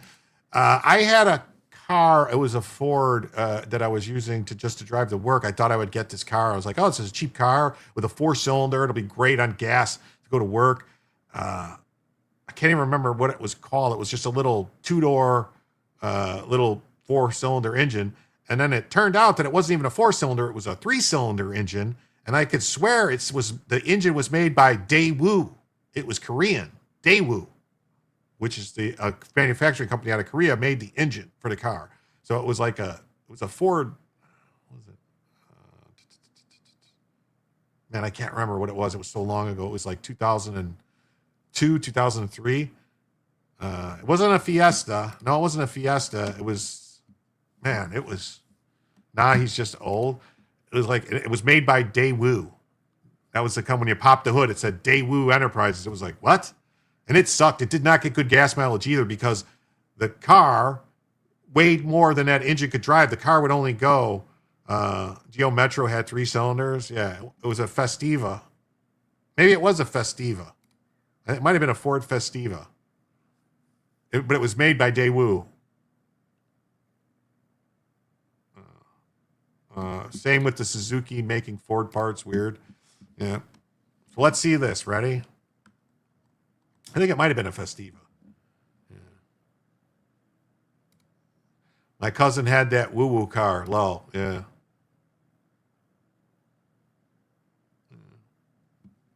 Somali community in Minnesota are demanding reparations over ICE trauma. Their demands, they want free cash grants to immigrant businesses under 200K, stop all evictions and free rent, reparations for the ICE trauma, a government apology and accountability, ICE banned from their neighborhoods, justice for the martyrs. They're just shameless parasites. I want reparations for all the fucking money they stole. How about that? That's what I want. Why don't we reparate them right the fuck out of the country? Why don't we do that? Leave programs fits into our criteria of small business owners, not those who make 200,000 and above. We don't make that much amount. We have been suffering since the crisis of ICE. We also demand an immediate help to evictions so families are not pushed to homelessness during the crisis. Our community deserves accountability. Our community deserves safety. We need also justice for those who lost their lives defending the community. Leave program fits into. Wow, what do you guys think about that, huh? Yeah, Gimmmigrant. Yeah, a person who has come to a different country in order to reside there permanently, live for free, and receive all benefits paid by taxpayers, but has no intention of working or abiding by the laws of said country. When they don't get their way, they play the discrimination race card. Yes. Yeah, look at them all. Somali fraud. Look at them all. Wow. That's crazy, isn't it? I want reparations for all the tax money. Yes. Where did I say? Where'd it go? I want reparations for all the tax money that went to illegals. That's what I want. That's definitely what I want. I don't have anything there. So basically, Trump says going to sign a new 10% global tariff after the Supreme Court defeat. It says a fire-breathing President Trump vow. So this is a fire. Talk about light bulbs. Yeah, the head, light bulb head.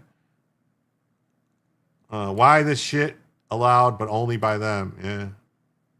They brought in Miss Somalia to make a speech. Her family is all first cousins, generations back. Yeah. That we need more deportations. There's still not enough jobs for citizens. Yeah. Wasn't she one of those childless daycare centers? I believe so. Inbreeding much? Wow. Are there no dentists in Minnesota? More bananas and rice. Good God, she could eat corn off the cob from across the street. On the cob, yes. She has chiclet teeth. It says, best vehicle I've ever had was a 1981 Dodge Ram Charger until a tornado from a hurricane decided to throw a log through the windshield, down through the dash, and through the floorboard. Oh, my God. Oh, my God, it's crazy. Everybody in D.C. need the formerly known as Prince Andrew. Yes. There was a time when Chevy Love pickup truck was built by a foreign country.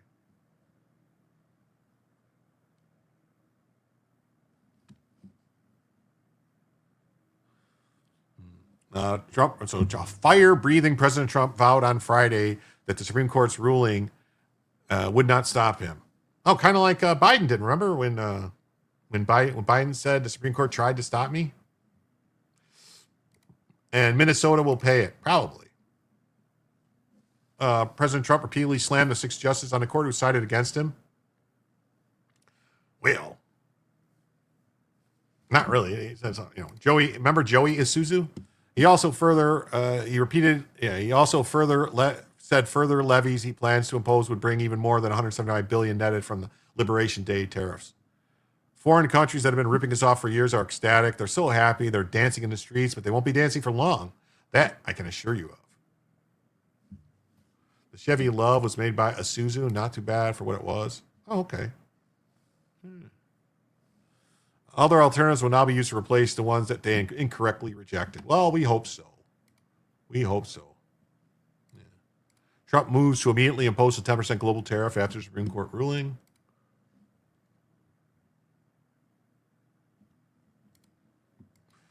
Trump formally signs a 10% global tariff after vowing, I can do whatever I want. Yeah, he runs with gangs. He can do whatever he wants. President Andrew Jackson tells the Supreme Court to enforce their decision. The beast, so easy to work on. Yeah. 250 years ago, our founding fathers declared life, liberty, and the pursuit of happiness. For over 20 years, Americans for Prosperity has been advancing these principles. Join us. What will your step be? Supreme Court's ruling on tariffs is deeply disappointing. Oh, we saw all this already. Hill says Trump announces new tariffs investigations after Supreme Court ruling. So they're going to have investigations.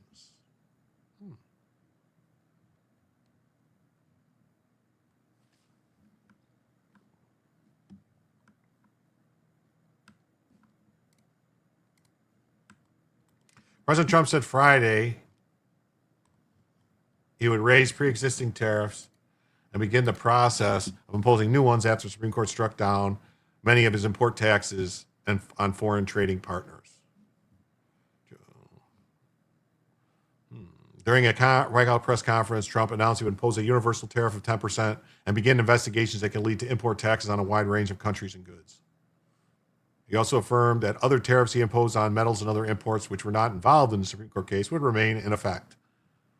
So we can use other statutes and other tariff authorities which have already been confirmed and are fully allowed. So yeah, so that's what happened. And then now on to this next story. A judge upholds a $243 million verdict against Tesla in an autopilot crash that killed a woman. Trump mentioned, we will find out why the court is being influenced by foreign powers. You'll find out. Ooh.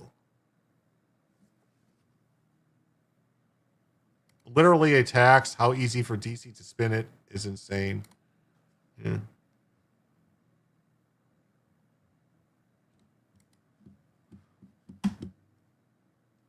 Yeah, but if you remember, John Roberts said that, after Obamacare was sold, it's not a tax. They said, it's not a tax. None of this is a tax because it couldn't be a tax because it would have had to start in the House if it was a tax. So then John Roberts resurrected it and voted to save Obamacare and said, no, it's a tax.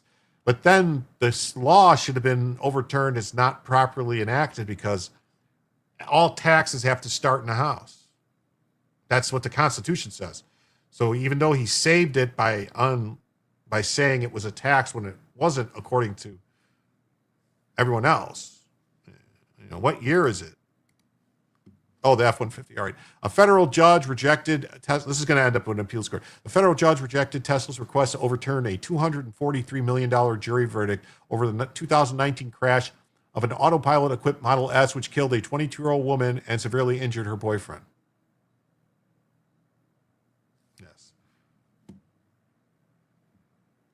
Oh, yeah, don't be ignorant. Shaming. What are you talking about? Oh, okay, people, no more derailing Jim. What were they doing in that Tesla? Yes, what were they doing in that Tesla when they should have been driving it? In a decision made on Friday, District Judge Beth Bloom in Miami said evidence at trial more than supported the August 25 verdict. The Tesla raised no new arguments to set the verdict aside. How about $243 million is an insane amount of money? Tesla, led by Elon Musk, expected to appeal. Its lawyers did not immediately respond to requests for comment. The case arose from an April 25th incident in Key Largo in which George McGee drove his 2019 Model S through an intersection at about 62 miles an hour while he bent to look for his phone, which he had dropped.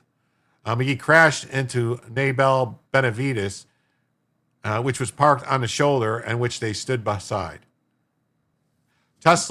Jurors found Tesla 33% responsible for the crash. They awarded compensatory damages of $19.5 million and $23 million to Angelo plus $200 million of punitive damages to be split between them. McGee previously settled with the plaintiffs. But so this is wrong then, because if it's the verdict is that 200 and whatever, 43 million, but Tesla's only 33% responsible, then there can only possibly be 33% responsible for the amount. You never liked cruise control. 33% responsible for the guy driving while on his phone. No, 33%. Tesla said Tesla was 33% responsible. Jurors found Tesla 33% responsible for the crash. Like, here's the thing. Was the guy...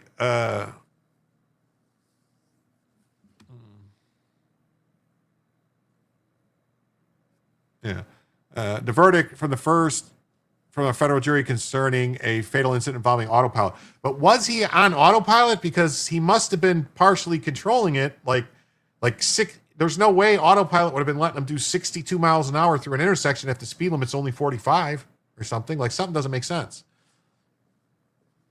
In seeking a reversal, Tesla said McGee deserved sole blame for the crash. His Model S wasn't defective, and the verdict defied common sense. Tesla said automakers do not insure the world against harms caused by reckless drivers, and punitive damage should be zero because it did not exhibit reckless disregard for human life under Florida law. So now car drivers are responsible for who they sail to and how they drive, clearly. Hey, Catherine K's here. What's up, Catherine? So great to see you. Thanks for being here tonight. It's awesome to see you. From day one, Tesla has refused to accept responsibility. Autopilot was defective, and Tesla put it on American roads before it was ready and before it was safe.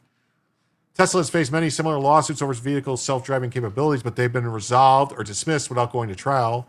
Musk, the world's richest person, has long touted Tesla as a leader in autonomous driving and for private vehicles and robo-taxis.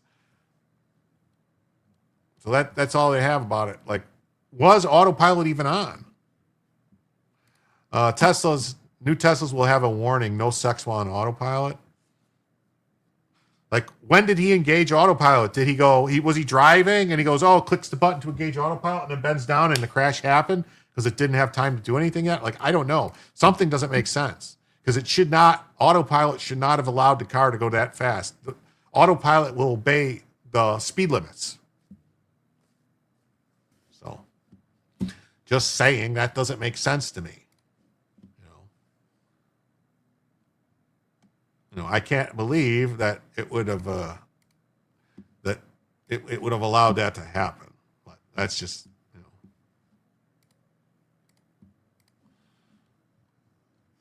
what is this crap? Tesla loses bid to toss the $243 million verdict. So the suit focused on a collision that killed a 22-year-old woman, severely injured her boyfriend. In her order to judge that the evidence admitted at trial more than supports the jury's verdict.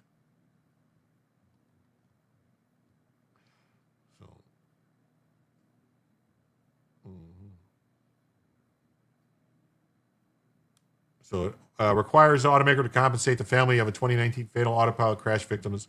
The collision, which occurred, killed 22-year-old and injured her boyfriend. So it's a partially automated driving system. So it wasn't the full autopilot. During the trial, McGee said that when he dropped his phone while driving and scrambled to pick it up, he thought the system would break if an obstacle was in the way. McGee's car instead accelerated through the intersection at just over 60 miles an hour, hitting a nearby empty parked car as well as these people who were standing on the other side of their vehicle. Jury held last year should be held partially responsible. Evidence admitted, so we are, of course, pleased but completely unsurprised that the honorable judge upheld the jury's finding. The company's misrepresentation of its capabilities played into the crash. Attorneys for Tesla didn't immediately respond for comment.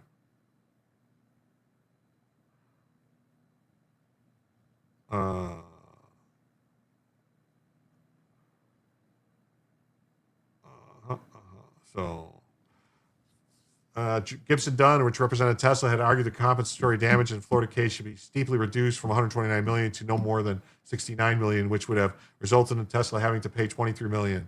The firm also said punitive damage would be eliminated or reduced to at most 3 times compensatory damages due to statutory cap in the state of Florida. So we'll see. I'm sure the problem is with something like this, with lawsuits like this, is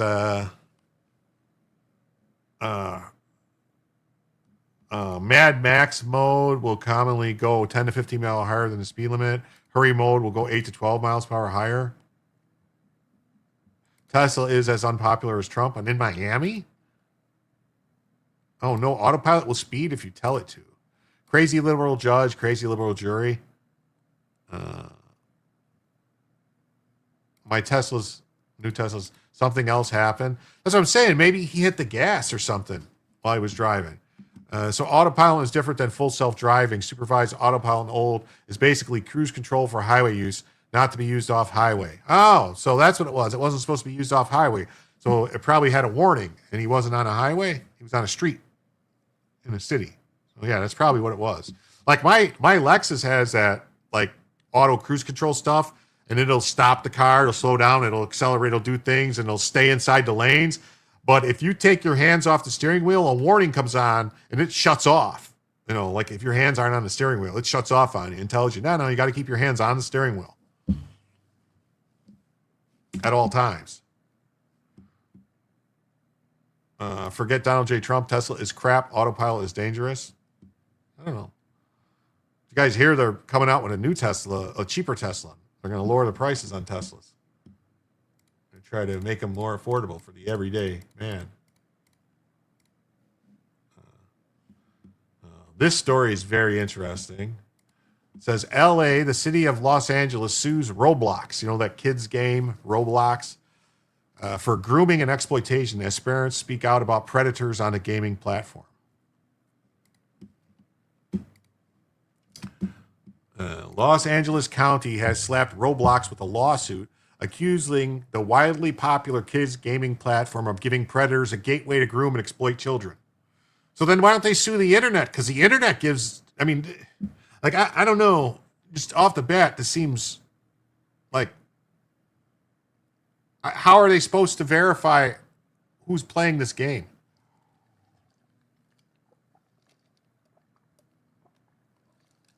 I mean, isn't it up to the parents to monitor what their kids are doing and who they're talking to? I don't know.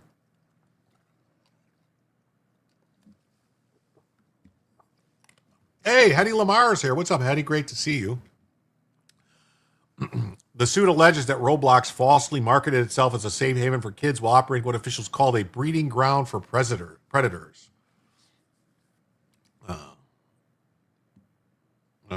Tesla full self-driving supervised is a better driver than half the drivers on the road. I would agree with that. All EVs don't make sense. I never understood why Elon dumped so much money into tech when a hybrid makes more sense. Supervise your kids. But pimping yourself out on Figueroa is not a problem. Yeah, like LA has no problem with kids being prostituting themselves on Figueroa. It's crazy. Hey, what's up? Great to do you. Marty, hey, Eddie, what's up? So the platform boasts more than 151 million active daily users, with over 40% under the age of 13. I mean, how do they verify somebody's underage? Check their ID? They don't have IDs. Roblox has created a massive, largely unsupervised online world where adults and children mingle with little functional oversight. The company of designing a platform that creates foreseeable pathways for adults to access and target minors at scale. The county alleges the structure of the platform itself, not just rogue users, enables predators to find and groom children.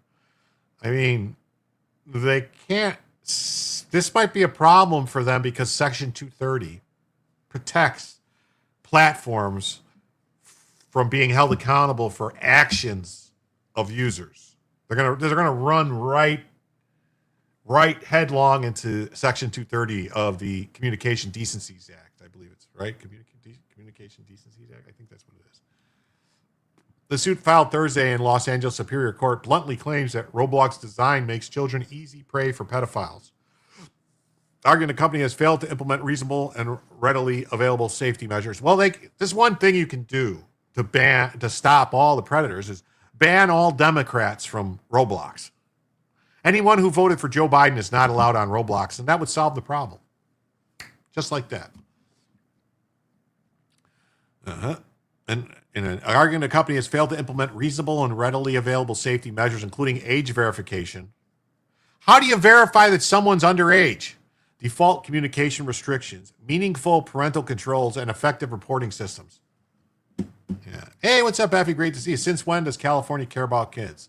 Well, what's more than likely happened here is that somebody at Roblox must have donated money to someone the Democrats don't like. Age verification is a joke. It is. It is. Instead, officials say key protections are either missing or too weak to prevent exploitation. Prosecutors further allege that the company has refused to invest in basic safety features and has done the exact opposite, allowing children to create accounts with no age verification or parental involvement while permitting high-risk interactions that enable minors to be located and contacting. Yeah, do a selfie on your TV. For years, Roblox has knowingly maintained platform conditions and design features that foreseeably allow systemic sexual exploitation and abuse of children. We strongly dispute the claims in this lawsuit and will defend against this vigorously, a Roblox spokesman told the California Post in a statement. Roblox is built with safety at its core, and we will continue to evolve and strengthen our protections every day. Somebody important's kid got diddled because of Roblox is why they're going after them? Oh, so somebody like... The company's rep said that Roblox had advanced safeguards that monitor our platform for harmful content and communications, and users cannot send or receive images via chat, avoiding one of the most prevalent opportunities for misuse since seen elsewhere online. Yeah, what's that other one called? Minecraft. What's going on with Minecraft? Isn't that one? Safety is a constant, consistent focus of our work. We take swift action against anyone found to violate our safety rules and work closely with law enforcement to support investigations and help hold bad actors accountable. California wants the diddlers in public libraries and parks where they belong. Yes, they want them reading, them trans people reading to kids, school books, that drag store queen story hour stuff. That's what they want. The platform has faced a wave of legal challenges in recent years, including lawsuits filed by the Attorney General of Texas, Louisiana, and Florida, as well as a growing number of private civil suits brought by families across more than 30 states. Father Jason Sokolowski told the Post that he believes his 16-year-old daughter, Penelope's suicide last February was a result of a years-long grooming process that began on Roblox. Well, he believes his 16-year-old daughter, Penelope's suicide was due to a years-long grooming process. The grieving dad, who lives in Vancouver, British Columbia, said he thought he was monitoring her online activity, even using a third-party tracking app, but did not fully understand the scope of the platform or how predators operate on it. So there was this doesn't make sense. What happened to the daughter? He alleges his daughter was first contacted on Roblox before being moved to Discord, where a person he describes as a predator encouraged escalating self-harm.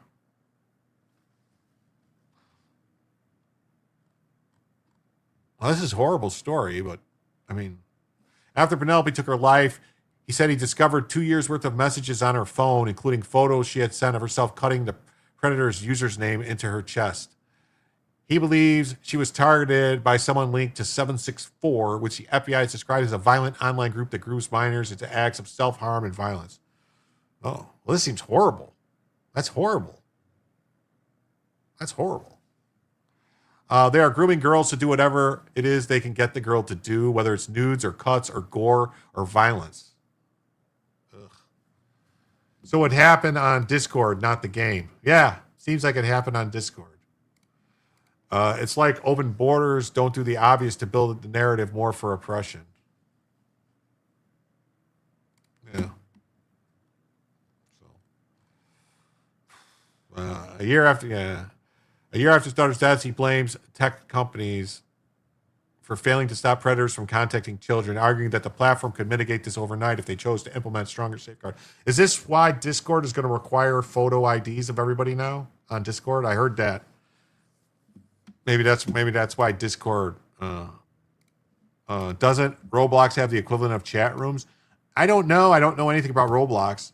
But according to Roblox, they monitor the communications. If anything seems off on the communications, they notify the police. So I don't know. My nephews are like me and big into Lego. I've told my brother and my sister not to let their kids on Roblox. Okay. That is, wow.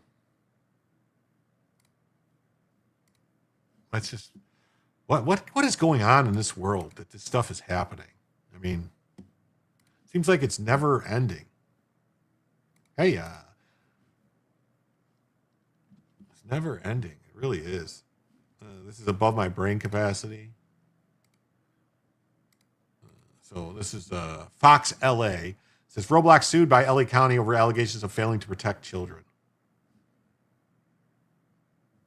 My adult son said the CEO of Roblox added dating to the site. Leaders set the standards. Pervs are going to perv. Now, if they added dating to the site, they got a problem. Like maybe they do deserve to get, you know, I don't know. We're going to watch this. Let's see what this is.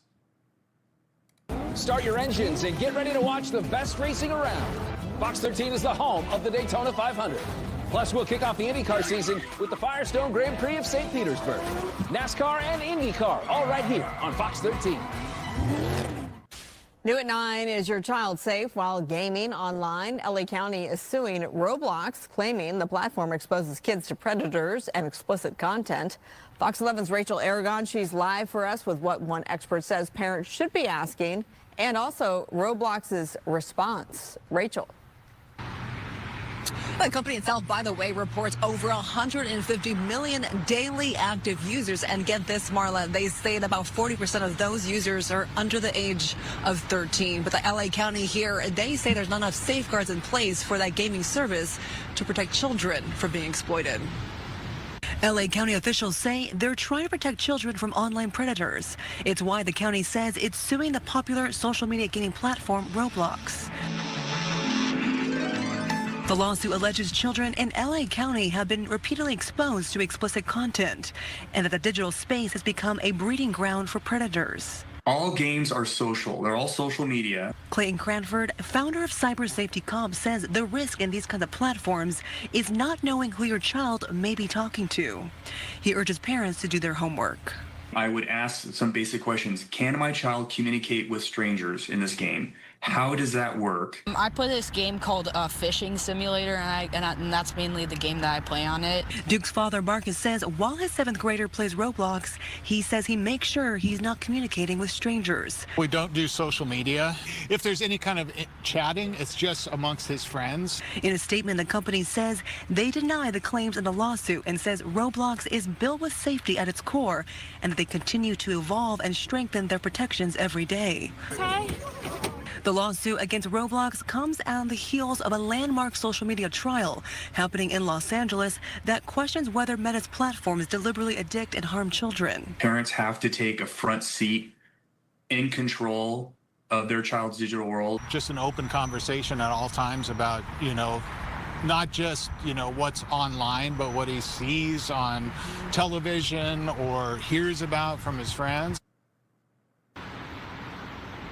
Now, Roblox also listed out various parental controls and safety measures they recently put in place. As I mentioned, they try to do that every single day. But Marla, the biggest concern I'm hearing from parents as well as safety experts is just not knowing exactly who's behind the computer and who their kids are talking to. So it'll be interesting to see how this all, of course, plays out. Reporting live tonight, I'm Rachel Aragon. I'll send it back to you. All right, Rachel, thank you. Wow. So Chris Hansen has been doing stories about it. Wow, I didn't know that. Funny what decades of lies about Epstein does to society's mental health. Minecraft has at least taken some modest steps to protect kids. Roblox has openly encouraged kitty diddling over their shit. Wow, I didn't know that about Roblox. I really didn't. And I don't.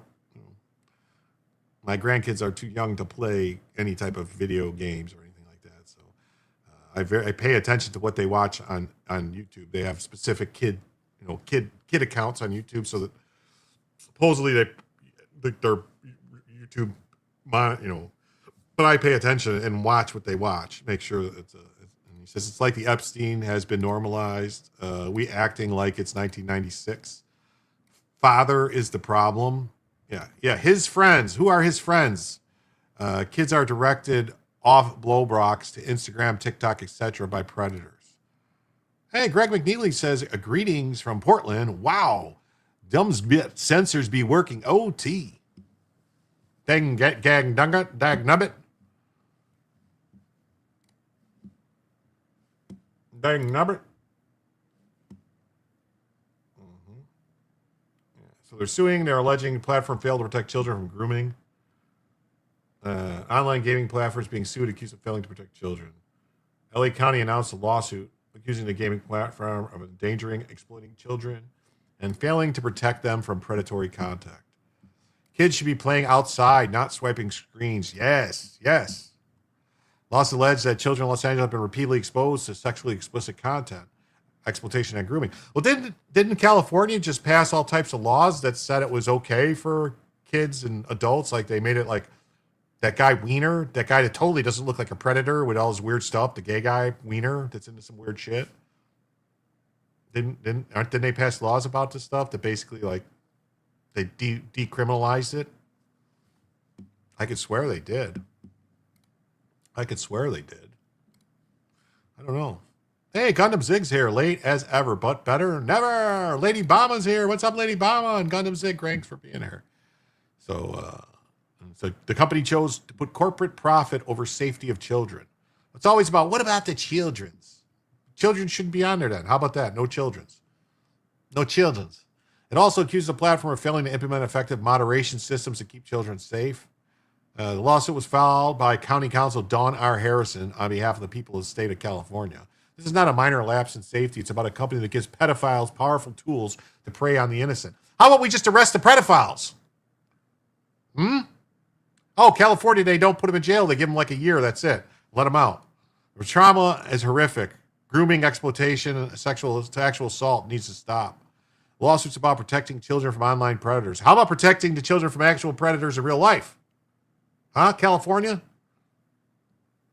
Roblox has a responsibility to keep kids safe, but instead it's allowed its platform to become a place where they can be exposed to grooming and exploitation.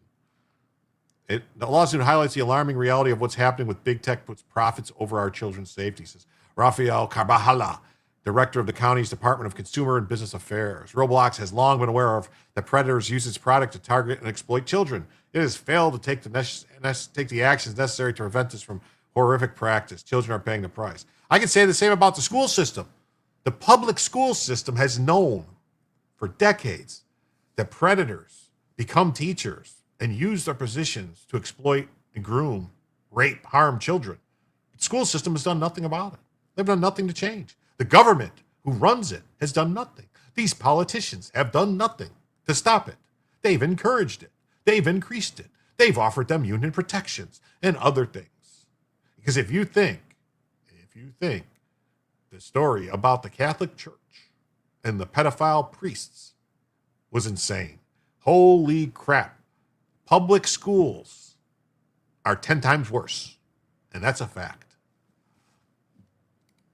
Parents should not allow unsupervised access on the internet. My kids all knew I could tell where they went or shut off the password. Yes. My ID has no name given as a name, and I'm wearing a cowboy hat and sunglasses on my California CDL. Oh, that's great. That's great. Yep. A former law enforcement officer and founder of Cyber Safety Cop says the risk these kinds of platforms is not knowing who your child may be talking to. I would ask some basic questions. Can my child communicate with strangers? How does that work? Are there parental controls that allow me to limit or eliminate their ability to communicate with strangers? Cranford says parents should be proactive when coming to monitoring their children's online habits. I would not wait for the government to protect your child. Parents have to take a front seat in control of their child's digital world. Many years ago, I had a bit of a falling out when admonished about a post on Facebook because her grandkids like to look at Facebook with her. Lamau. Oh. Well. Oh, hey, Mama Pillow, third comment. Hello, friends.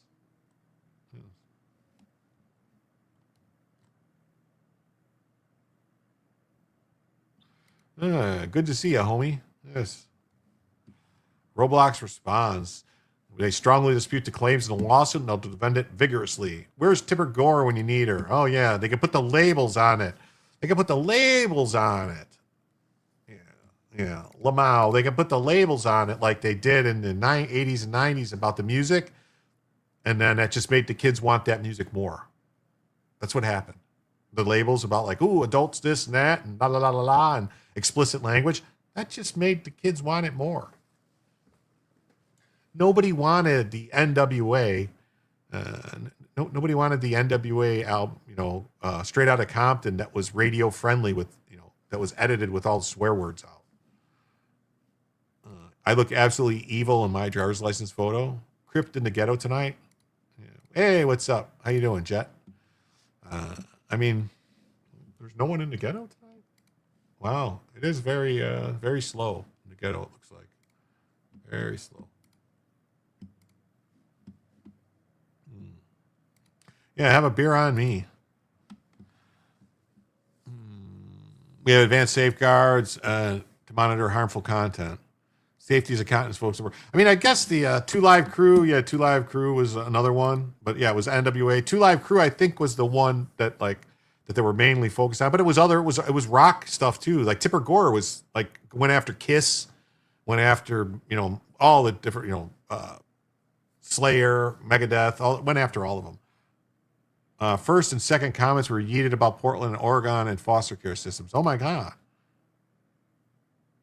My first job was a company that was partly killed by 2 Live Crew. What? Oh, I need to know more about that, Gundam Zig. I need to know that about Luke and the rest of them. Yeah. Because, there's no finish line when it comes to protecting kids. And while no system can be perfect, our commitment to safety never ends. 2 Live Crew was banned in Broward County by Sheriff Nick Navarro. Yeah, well, that's insane. And I believe that went and they lost that in court, like the sheriff. You cannot do that. I know also, and Ice Cube and them were arrested in another state for saying F the police in a song.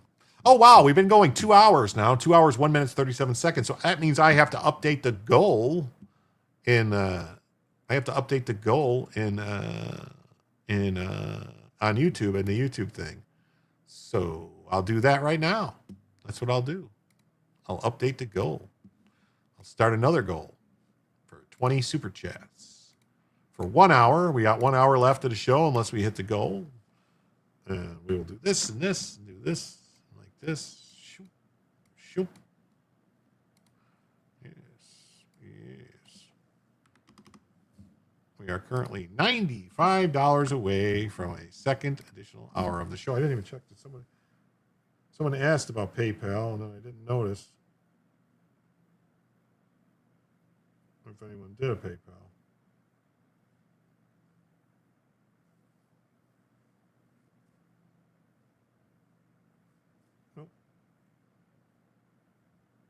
No one did a PayPal.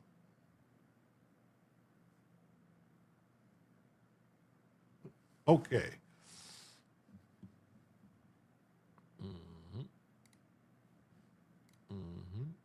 Wow, what do you know? Too, we have 67 likes and we have 105 people watching, so we can bump that up a little bit, people, please.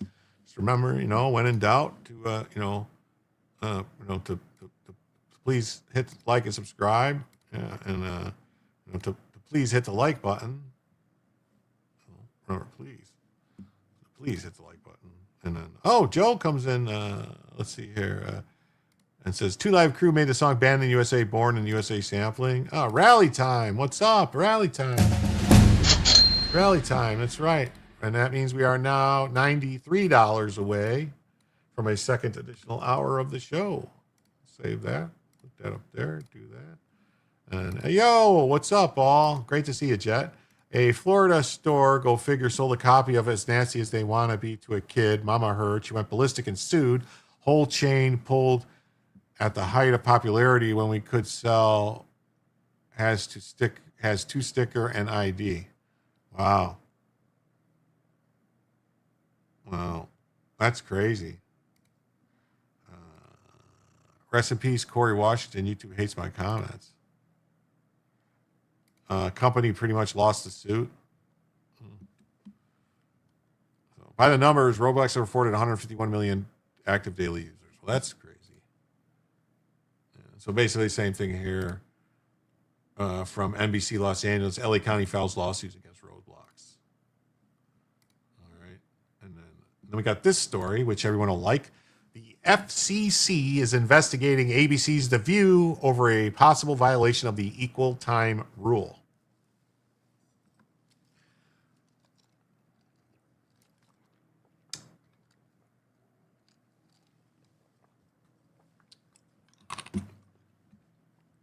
The FCC chairman's comments came as the agency also addressed questions about an interview involving The Late Show with Stephen Colbert. Add in the rise of Best Buy and we were doomed. What was it, like goodies or something like that? Music? I used to get, when I was in high school, there was a place on the south side of Chicago right across the street from my high school called Cruisin' Music that we used to go to and get all the cool t-shirts, the different like Iron Maiden t-shirts and Metallica t-shirts and different, nice, Megadeth t-shirts and stuff. Like I used to love the Iron Maiden t-shirts with Eddie on them. I used to wear like a different t-shirt every day to school, like different t-shirts every day to school. Where they been? Yeah, where they been? Mm-hmm. Glad we can see you on live. Yeah, Tower Records. Oh, it's Tower Records? Yeah. You went to Tower Records? Yeah. So, the FCC is investigating whether ABC's daytime talk show, The View, violated federal equal time requirements for political candidates. The FCC has an enforcement action underway on that, Carr told reporters. Following the agency's monthly meeting, when asked about potential probe into the program, and we're actively taking a look at it. Record bar tracks, mainly East Coast and South. Eddie poster covering the wall. Yeah. Like, I don't know, man. My personal opinion, this is a little squirrel here, but I'm just going to say it. My personal opinion, the greatest voice in rock is Bruce Dickinson. Like, the way he can hit those notes and, like, Run to the Hills and Aces High. Just, man. Oof. He's just, his voice, man. It's insane. Carr did not provide more details on the investigation. The Equal Time Rule, rooted in the Communication Act of 1934, generally requires broadcast radio and television stations to provide comparable airtime to legally qualified political candidates. Oh, you got the Killers poster? That's awesome with the hatchets. Yeah, that's a great one. Yeah, Run to the Hills is epic. Yeah, it is. It's epic. So is Aces High. It's great. The rule includes exemptions, including for bona fide news programming. The FCC, in guidance issued in January, stated that late night and daytime talk shows should give political candidates equal time. It said any program motivated by partisan purposes would not qualify for exemptions under the equal time rule. Hallowed be thy name, the trooper, but still love Diano too. Okay. Oh, Tony comes in with 10 and says, thanks for being here. Well, thank you. Thank you for the 10, Tony. It's always appreciated. And with that, that means we are now just $83 away from a second additional hour of the show. Thank you. Was Tower Records? Tower in Washington? I don't know. Thanks, Tony.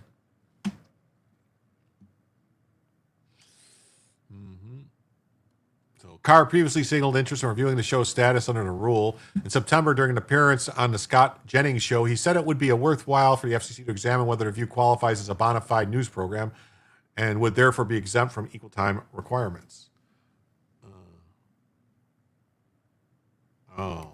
My first two CDs were King Diamond, No Presents for Christmas, and Maiden Killers. There was a Tower Records San Fran my friend worked at. She said it was huge. Yeah, Tower Records was a huge thing. Like most places they were like 2-3 stories. It was like huge with all the different, they had basically every record, every CD and stuff like that.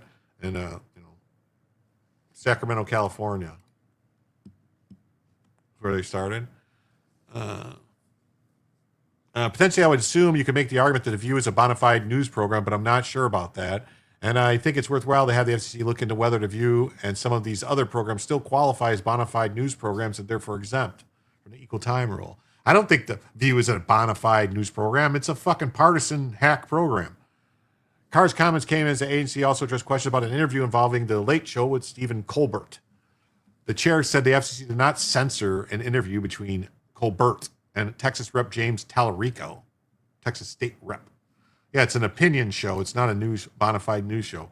There was no censorship at all. Every single broadcaster in the country has an obligation to be responsible for the program they choose to air. They're responsible whether it complies with the FCC's rules or not. And those individual broadcasters are also going to have potential liability. Colbert said on the air that CBS told him that he needs to abide by the equal time obligations. The interview instead ran on the show's YouTube channel, which is not subject to the FCC's equal time rule because it applies to broadcast licensees, not online platforms. Colbert? No, Colbert. I won't call him Colbert. His name is Colbert. And it's always been Colbert. People know him his whole life, said it's not Colbert, it's Colbert. Thanks. I thought it was started in Centralia on Tower Street. Maybe. I don't know. I don't know where it was started. CBS rebutted Colbert's characterization, saying the network did not prohibit. CBS rebutted Colbert's characterization, saying the network did not prohibit the program from airing the interview, and that the show was given legal guidance that broadcasting Tallarico's interview could trigger the FCC equal time rule. And so, of course, being like the normal demon rat scum he is, Colbert lied. Colbert lied. Lied. So did the other lying demon rat, Tallarico.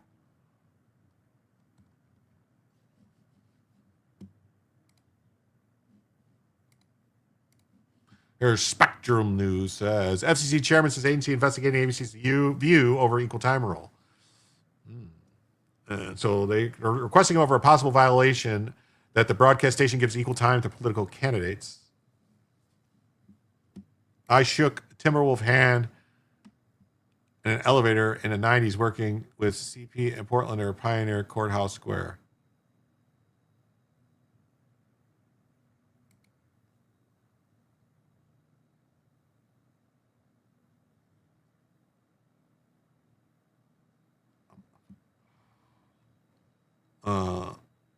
At issue was a February 2nd appearance by Tallarico, a candidate for Senate in Texas.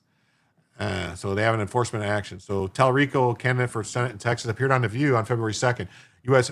Rep. Jasmine Crockett is running against Tallarico for the nomination, has also been on the show. The Trump administration has taken steps to clamp down on talk shows, which the FCC has suggested may be motivated by partisan purposes.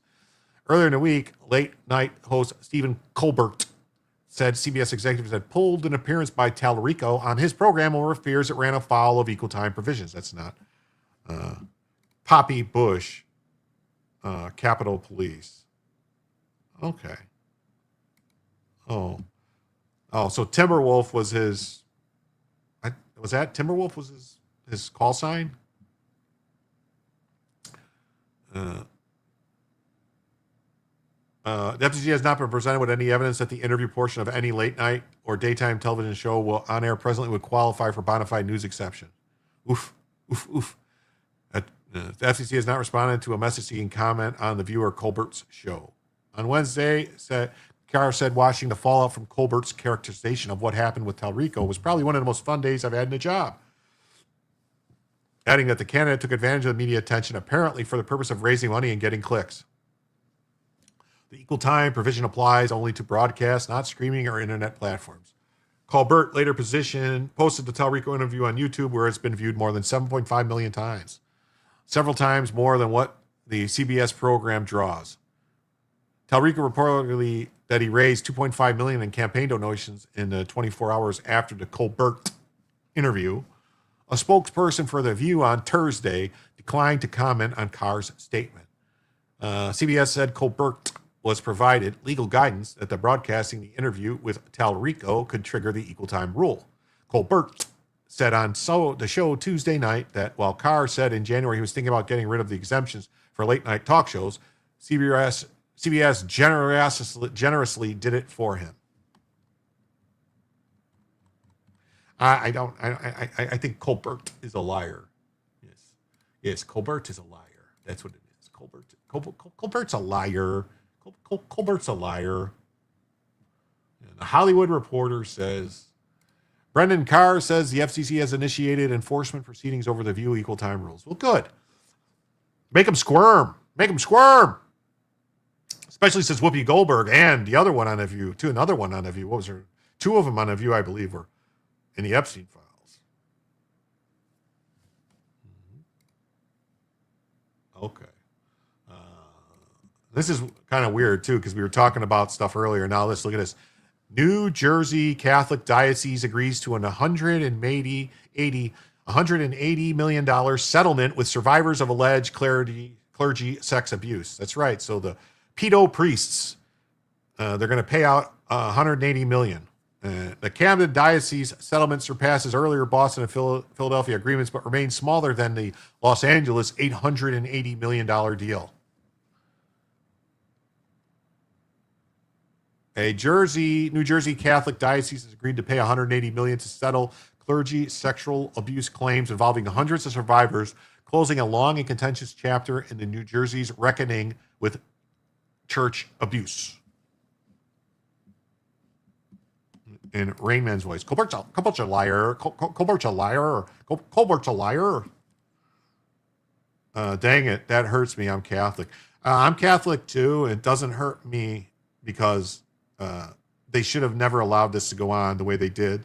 The people who protected the pedo priests, they should have not allowed those people to become priests. But they were desperate. They had all these people that wanted to be priests that just were gay men that wanted to diddle kids. That's what it was. Let's be honest. Let's be 100% honest. It's the only place they could get ready access where people wouldn't question them. Jim, let's talk Portland, Oregon. Awesome city, but now a cesspool. Bishop Joseph Williams, who serves as the Diocese of Camden, announced an agreement in a letter on Tuesday. For survivors of South Jersey, this day is long overdue. It represents a milestone in their journey toward restored justice and healing and recognition they have long sought and deserve. The diocese, which serves 6 counties in southern New Jersey outside of Philadelphia, said about 300 survivors brought claims. Girls at elite prep school threatened in revenge porn blast as parents shell out $63,000 a year to attend. We might look at this one.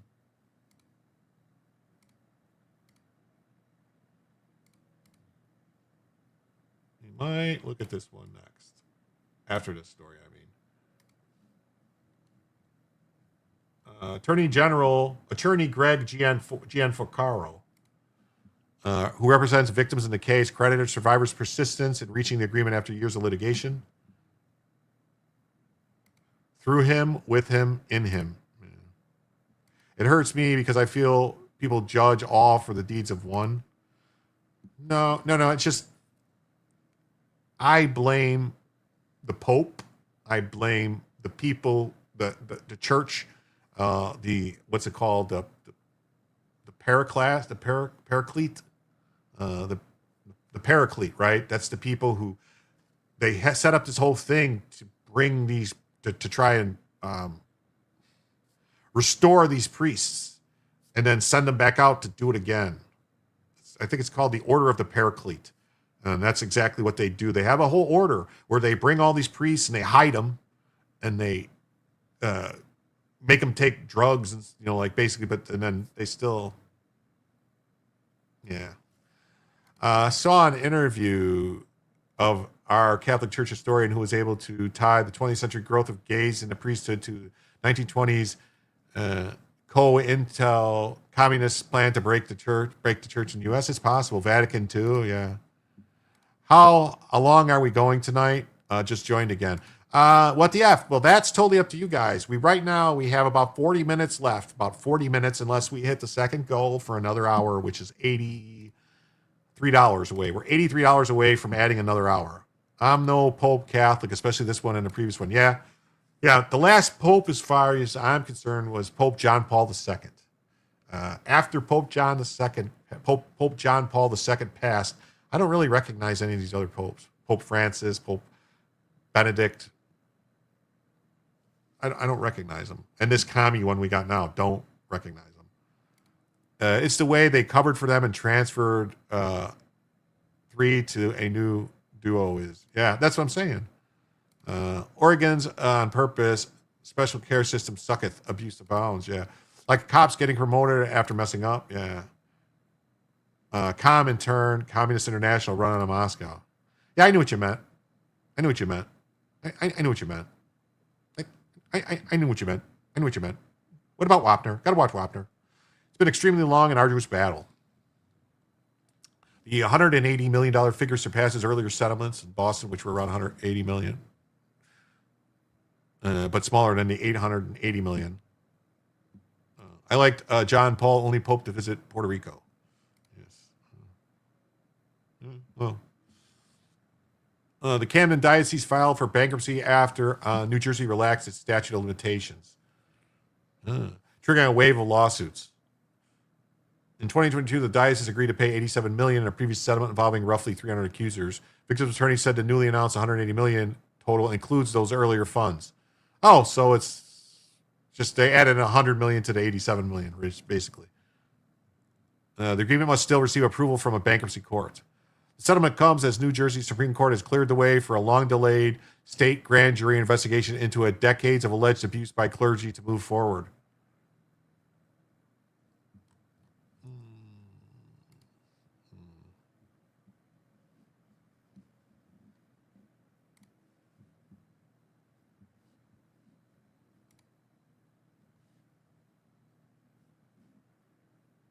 Wow. That's crazy. Oh, wait. I'm not sharing this screen, am I? Oh, my God. This is a commercial. Go get your real deal at drivetime.com.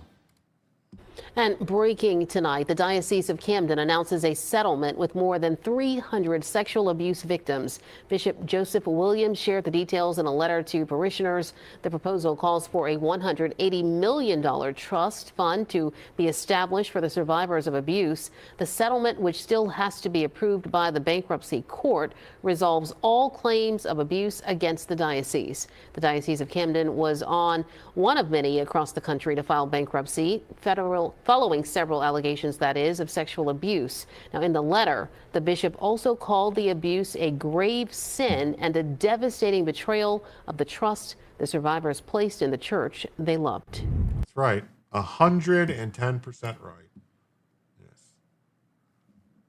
Yeah, so they reached a settlement, $180 million. And you got the same thing from Action News and the AP. New Jersey Catholic Diocese agreed to pay $180 million. Like,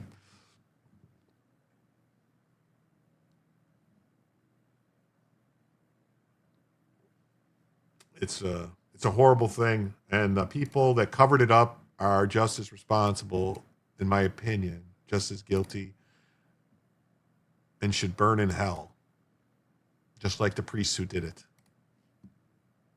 I just love Jim trying to pronounce Oregon and Habana on the Willamette. Seriously, Portland needs assistance. Yeah, the grouping and othering are a new phenomenon. Yeah, well, I mean, I don't blame Catholics. I mean, I'm a Catholic. I blame the people who covered it up. Any news on Bella's test results? Yeah, the news is they said they didn't find anything wrong with her. What? I don't get it. Fargo justice. Yes, that would be good. Yeah, that's the results on Bella. They didn't find anything wrong with her. I was like, oh, so a dog has basically diarrhea for a week, and you tell me there's nothing wrong with her? I don't buy it. So it's a massive figure, but it's dwarfed by other massive settlements. All right, let's do this one. I didn't even hear this one, but this is going to be like a special ad in here. Girls sue elite prep school over revenge porn blast, as parents shell $63K a year to attend. That's good news. Get her some rough greens. Okay, I'll try. She does like green beans. Is that what you're talking about, or is that like some kind of additive that you're supposed to? Because I used to have this stuff that I would add. It was like a powder. I'm trying to remember what it was called. It was like a powder that you added and some like oil stuff that you put on the food, and that you added it in with water. You mixed it in with the food. It was supposed to help with their coat and other digestive stuff, and I can't think of the name of it, but it just, I don't know. Winston Nyagan allegedly impersonated a teenage boy online to coerce explicit photos from girls before sharing images with students. Uh-oh. The food could have changed their formula without telling you. Timothy Gordon was a historian, former teacher. Okay.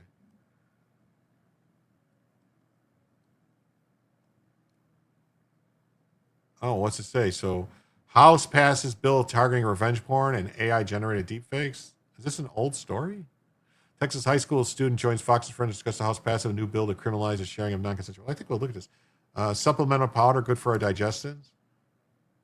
I think that's kind of. I'm trying to remember what it was called. The stuff I used to get. It was like some kind of stuff. It was green and it was in a jar, and you put like a scoop on the food every day. It was a supplement powder. Let's see. Let's do this. Let's watch this. Let's see what this is. How could your life change if you just prayed every day this Lent? I could literally tell you thousands of stories of people who have been completely transformed. God is changing lives, and he wants to change yours too. Join me and millions of other Christians around the world on Hallowed this year for Lent. You'll pray with me, Chris Pratt, Jonathan Rumi, Father Mike, and a whole lot more as we all come together to focus on returning to Jesus. Pray every day. You got this. Download Hallowed for free. God bless. The Take It Down Act champion. All right, hold on a second. Jim, you said another half hour. I don't want to start something and then you go away. Joe, it's up to the chat if the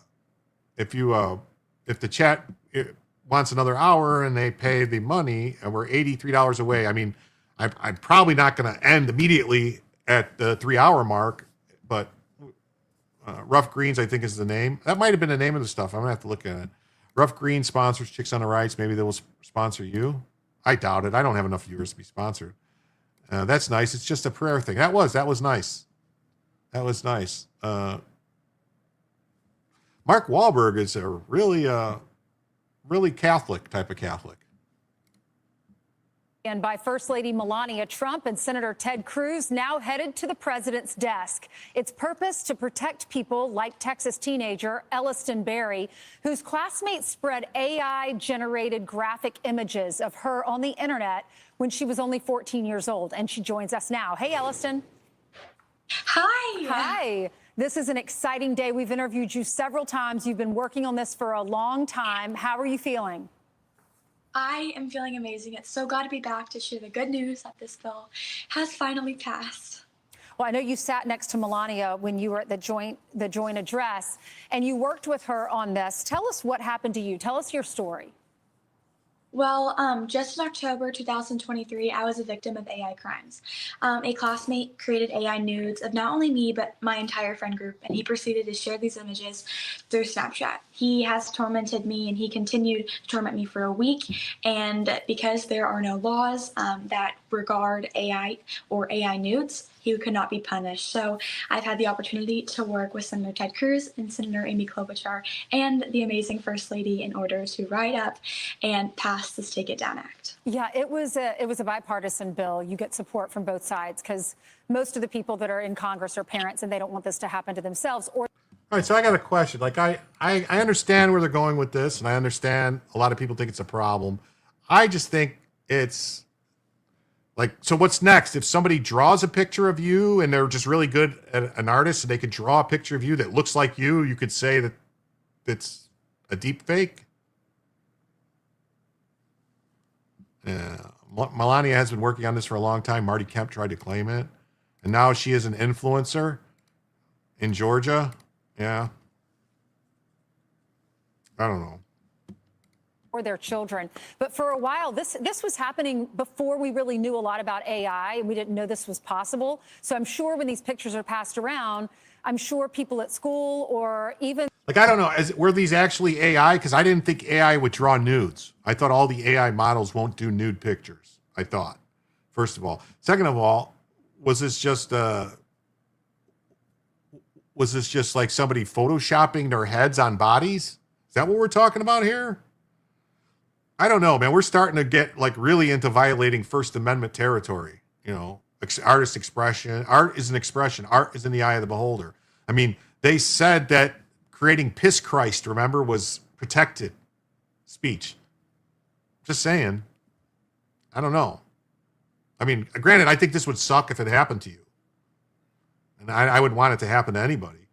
But there's a line here where it's going to start, or chipping away at rights.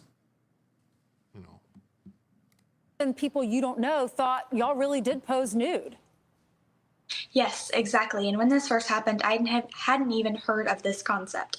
And for a stranger to see these images, you would have completely known that they were real. They look absolutely real, but they're completely fake. And because AI is nude pics of a 14-year-old is a crime, though, even fake ones, right? I think so. I think so. They use the pics to intimidate the girls. Well, that would be different then. That would be a crime if you were using the pics like threatening or trying to get them to do something. Then you could get like extortion, bribery, coercion, stalking. They use their face in the fake body. You take a screenshot, put it in Grok, and you can do things like, yes, you can fool the AI to do nudes. Okay. not considered child pornography, there's really nothing we could do. And the cases are rising each and every day. And it is. I know. So let me tell the folks at home about this bill. It criminalizes publication of non-consensual intimate images. It includes AI-generated images. So even if you do it and it's a fake, you can be criminal. You can go to jail or face a fine or both.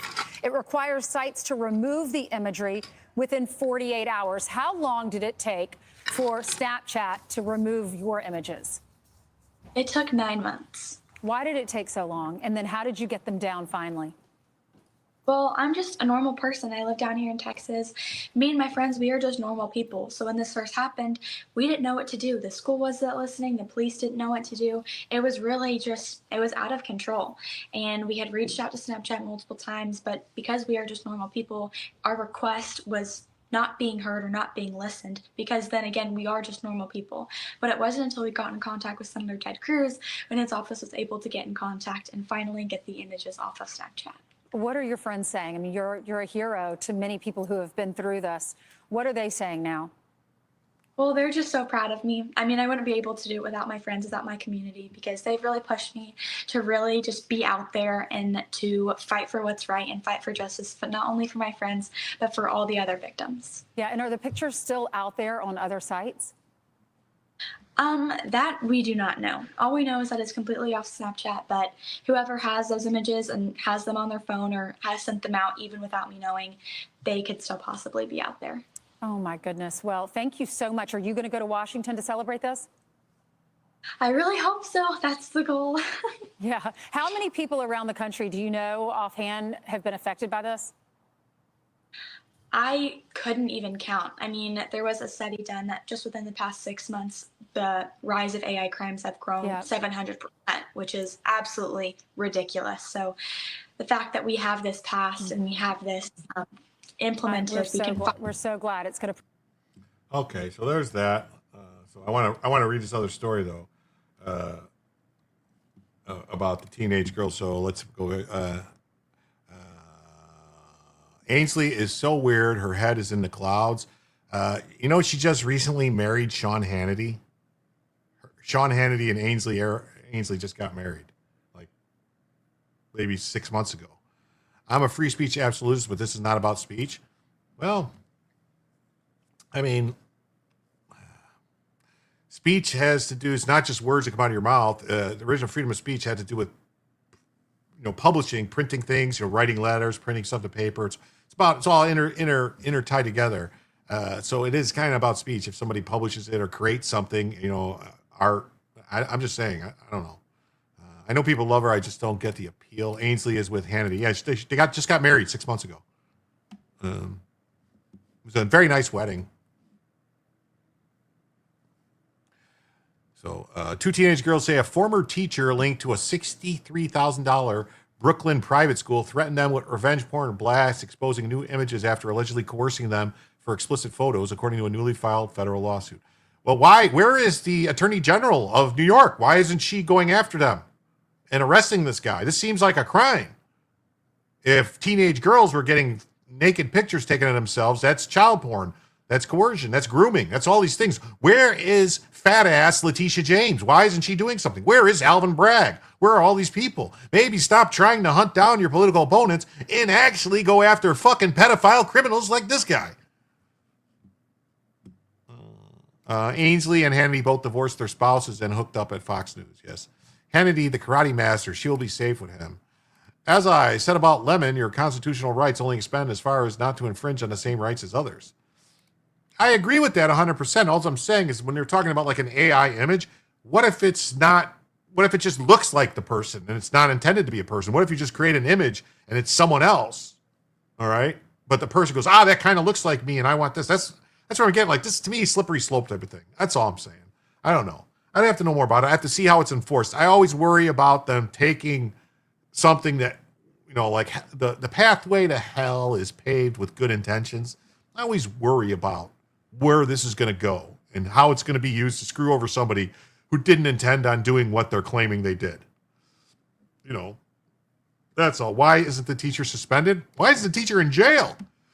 The teacher accuses Winston again, a former teacher at St. Anne's School, of soliciting nude photos and videos from girls when they were 13 years old. This guy, if you use their image, their face, well, that would not be AI then, would it? Because AI completely draws it, and that's why it's not always like perfect,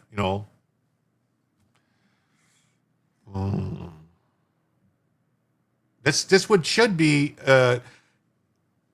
if he's sharing images with other people, he's sharing child pornography.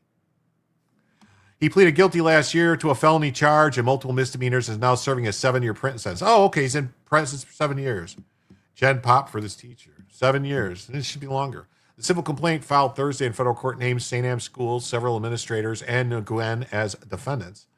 Yes. Wood chipper patrol time. Yes. We want a WCP, wood chipper patrol. And the girls who are not students at St. Anne's alleged school leaders were negligent and failed to act despite warning. Wait a minute. Where? How did he talk to these girls if they were not students at the school? They failed to act despite repeated warning signs. Oh, we got another one. A former Louisiana high school teacher indicted for allegedly trying to entice student into sex. Wow. That's going to be another one to... Oh, wow. Oh, he's got a black eye. Look at that. You see the black? He's got a black eye. Do you see it? Nope, don't want to see it. Never can unsee it. Panda eyes.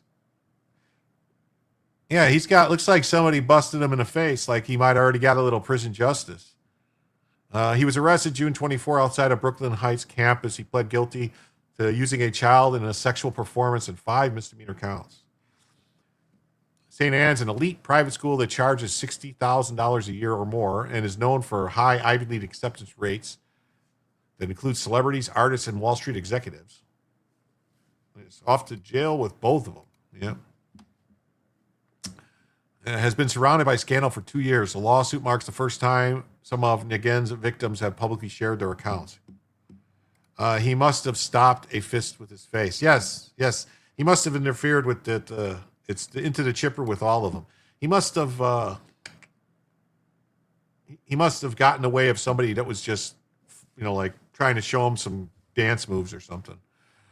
Brooklyn District Attorney Eric Gonzalez said Nguyen betrayed his position of trust by targeting teenage victims from multiple elite independent schools.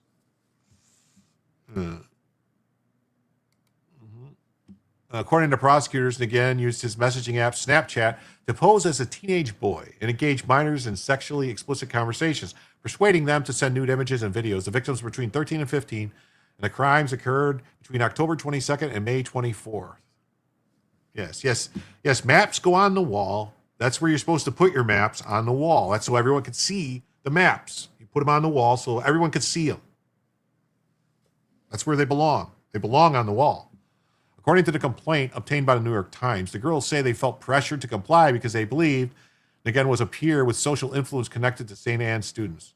This was a sickening betrayal of trust by a school teacher who solicited students into sending him graphic and nude photos. Today's sentencing holds him accountable for his actions while sparing the young and vulnerable victims from having to relive their emotional abuse in court. Yes. He interrupted my dance routine with his face. Yes. Like from West Side Story. When you're a jet, you're a jet. Too bad somebody didn't have a knife in their hand when they were dancing. California party mom accused of grooming victims for sex, drinking, and ritzy mansion. What is going on? What is going on? Yes, feet first, definitely. What is going on? What is going on? After the girls cut off contact, again allegedly shared their nude images with other students. The lawsuit claims St. Anne leadership was alerted twice in 24 that explicit images of young girls were circulating among students on Snapchat, but failed to notify police or intervene beyond internal meetings. Oh. Tony says that maps are flat, which proves the world is flat. Only the school knew about both the revenge porn circulating and Nguyen's history of misconduct. Pat says, not so young and innocent that they refused to send the photos. You got to tell. They also stay on the wall when at least 4 holes put in them. Yeah, they do.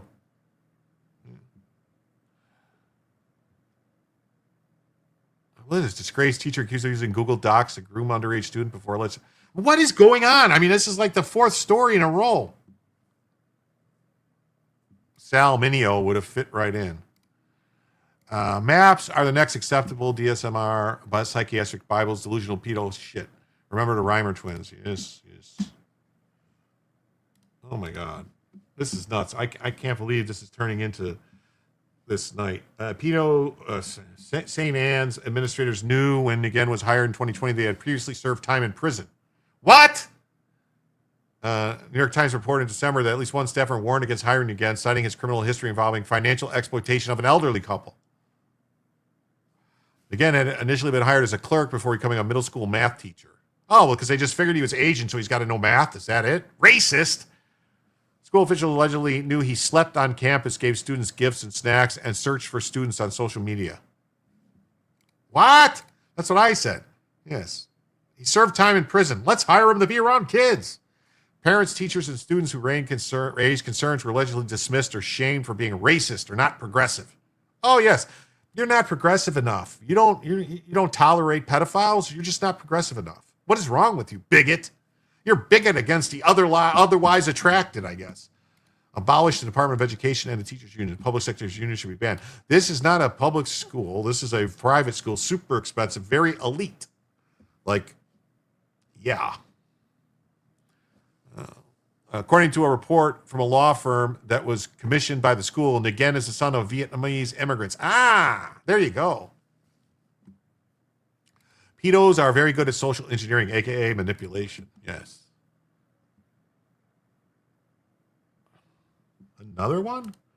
Another story? This is the 4th story. After the lawsuit was filed in the Eastern District of New York, St. Anne's leaders sent a letter to the school community disputing the allegations. The complaint includes several misrepresentations of St. Anne's roles, and we will address and dispute the delicate matter through the appropriate legal channels. Head of the school, Kenyatta Reed, and Board of Trustee Mary Watson wrote, what do you know? Adding they were concerned for all victims impacted by the actions. Yes. Yeah, the elite school teachers indoctrinated at the teaching college. Oh, yeah. The girl's attorney, Joshua Perry, said the evidence will show that St. Anne's leadership repeatedly ignored warnings about Nguyen's behavior. The school ignored every warning sign and coddled the known predator. Perry said St. Anne knew Nguyen had a prior conviction involving vulnerable victims, knew he was grooming students with gifts, interacting with them on social media, violating boundaries by visiting their homes and hosting unauthorized sessions with students on campuses.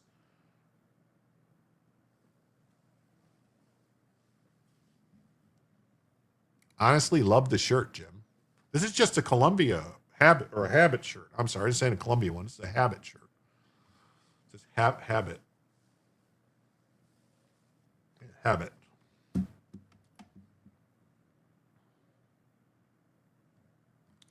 Elite Massachusetts boarding school rocked by teacher scandal and institutional allegations of cover-up. Oh, my God. Pronounced a new win. Oh. Well, I don't know if I want a DEI school yet. DEI school. I don't know if I want to pronounce it correctly. I really don't know.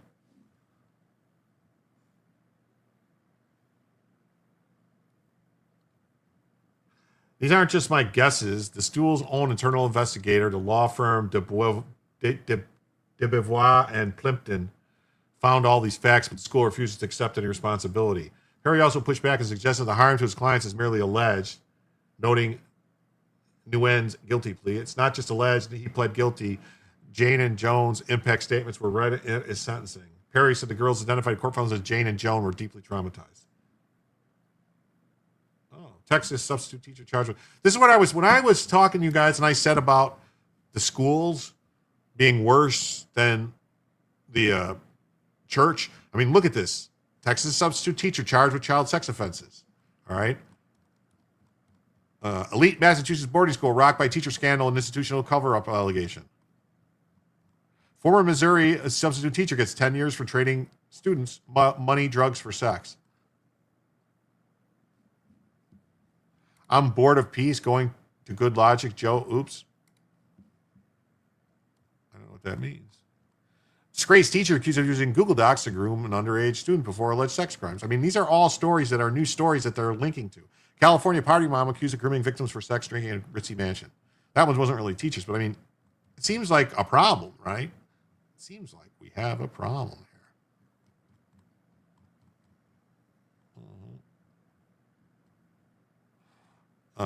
They were devastated, depressed, anxious, terrified, ashamed, but they're incredibly brave young women and are fighting back.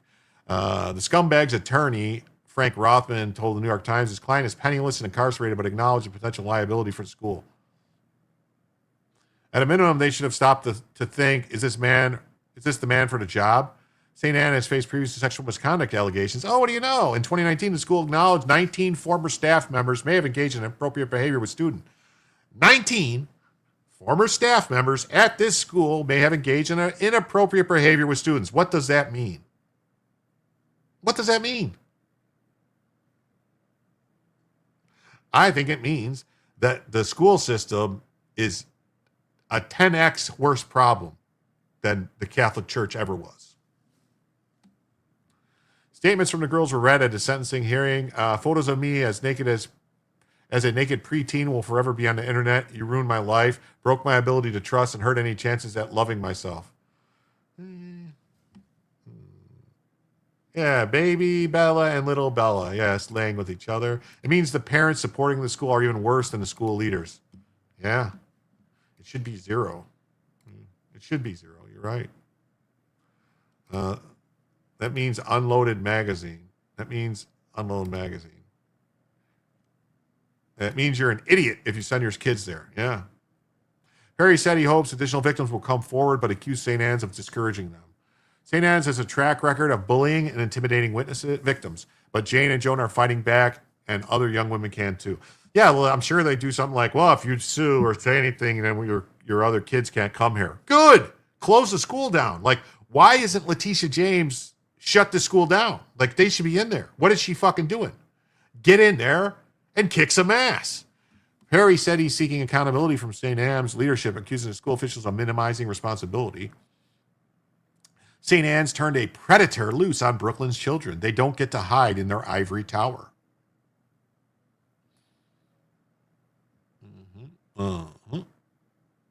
Fox News Digital reached out to St. Anne and the lawyer for comment. Oops, chat is boring. Joe is obviously celebrating his faith. I don't know. I know it's bad, but I'm still shocked at the number of teachers in one school. It's okay. There was a story, like I'm not going to pull it up, but you can look it up. There was a story coming out of from Chicago public schools that in 1 year, there were over 2,000, Chicago public schools is a huge system with like tens of thousands of teachers, like something like 20,000, 30,000, like lots of teachers, all right? Like a lot. Maybe not that, but a lot of teachers, but they had like a report, like thousands of cases of this shit. And it was just brushed under the rug. The unions protect them. They move them somewhere else. I've actually dealt with this type. They blame the victim for knowing that they will get in trouble if they touch them and taunting them. I'm not joking.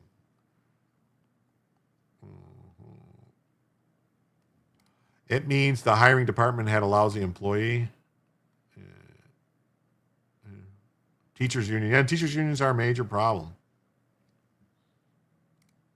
I don't know about other states, but my state is losing enrollment in government schools so much that they've had to close down a few schools and fire some teachers. People have had enough. Yeah, it's happening. Like the number of people that are being homeschooled or homeschool co-ops, it's rising. I mean, I live in Florida and the schools are halfway decent. Nothing great, nothing to write home about. But a lot of the crap you see other places, it seems just doesn't happen here. But I'm still like going to make every effort to homeschool my grandkids. I really am. Some of those girls in Chicago were getting knocked up by those teachers. Yeah, I know. There's thousands of cases. Thousands. And nothing happens. I homeschooled before it was cool. Lots of hoops to jump through for the state. Maybe. So let's see. We're just going to briefly talk about a couple of these other ones. Just so, you know. Former Louisiana high school teacher indicted for trying to entice students into sex. She sent explicit messages and videos of a 16-year-old over a month-long period. Were they going to show a picture of her? Catherine Alvarado, who taught in St. Mary Parish, was charged with attempted enticement of a minor. I just want to see a picture. I'm not going to show a picture, huh? Let's see if it's in the video. Maybe it's in the video.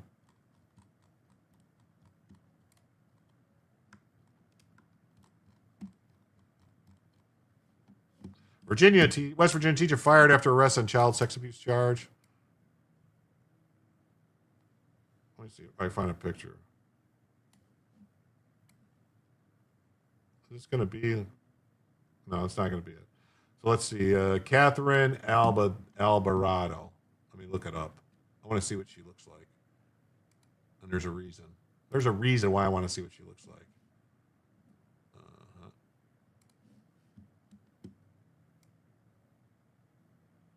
Because I have come to learn that when it comes to female teachers that abuse students,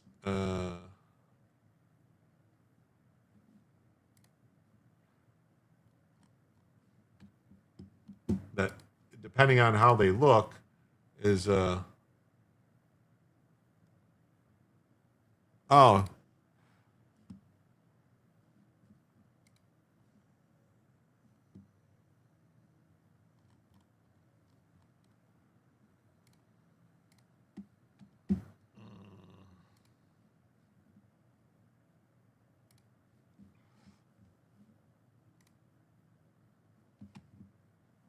so this is what she looks like, the teacher. Wait, what is it doing that for? No, what is going on?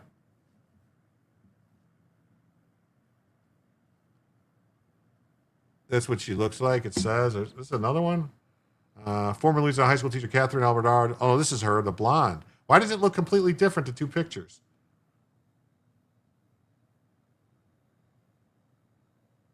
If this is the woman here, this blonde to the right here, this blonde woman, if that's her, she's not going to get much time to judge. I'm telling you, whenever they're pretty, they don't get a lot of time. I don't know why, but they don't.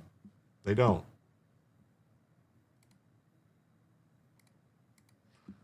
So attempted enticement of a minor. She was indicted on December 17th by the Justice Department. So filters. Maybe. But that one picture was of her like in a prison jumpsuit. So that's not filters. It's two different teachers. So it's two different teachers that abuse kids? Is that what you're telling me? Wow. Some states are definitely harder than others. Utah is pretty easy to deal with. Wow. Look at this one. A Nebraska teacher offered to share boyfriend with students in sex trafficking case. Oh my God. What the fuck is going on in this world with teachers? She tried to persuade the teen to engage in sexual activities. She also described the type of activity she wanted to engage in and sent a video of herself undressing in an attempt to entice the teen. The student has since graduated. She was arrested in June 25. I mean, your mom was a retired teacher in Oregon. saw the abuse, especially in the foster care system. I retired scraping up the brains of basketball players just playing basketball in North Portland. Oh, man. Wow. Wow. We got this one. California party mom accused of grooming victims for sex drinking in ritzy mansion. It's just January 22nd. This one? Oh, she's going to get some time.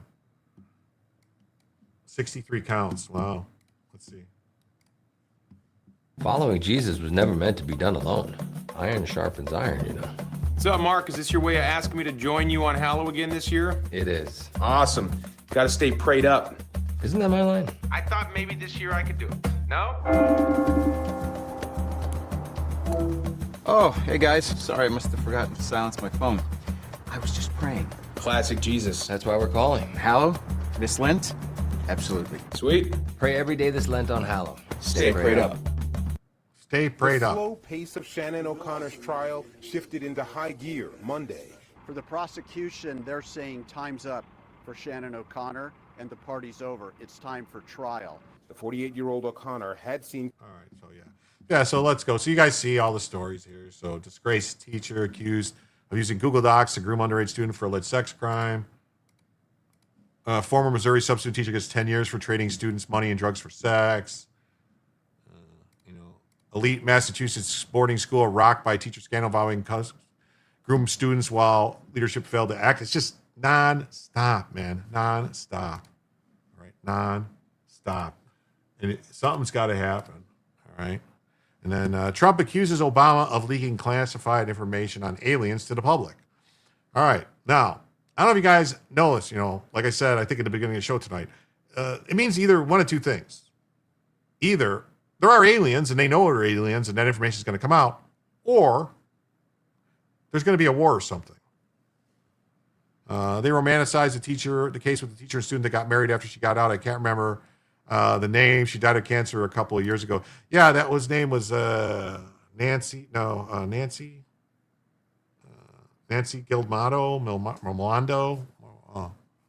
I know who you're talking about. She was a blonde woman, and it was like an Asian kid, like a Malaysian. Letourneau. Nancy Letourneau, right? Nancy Letourneau.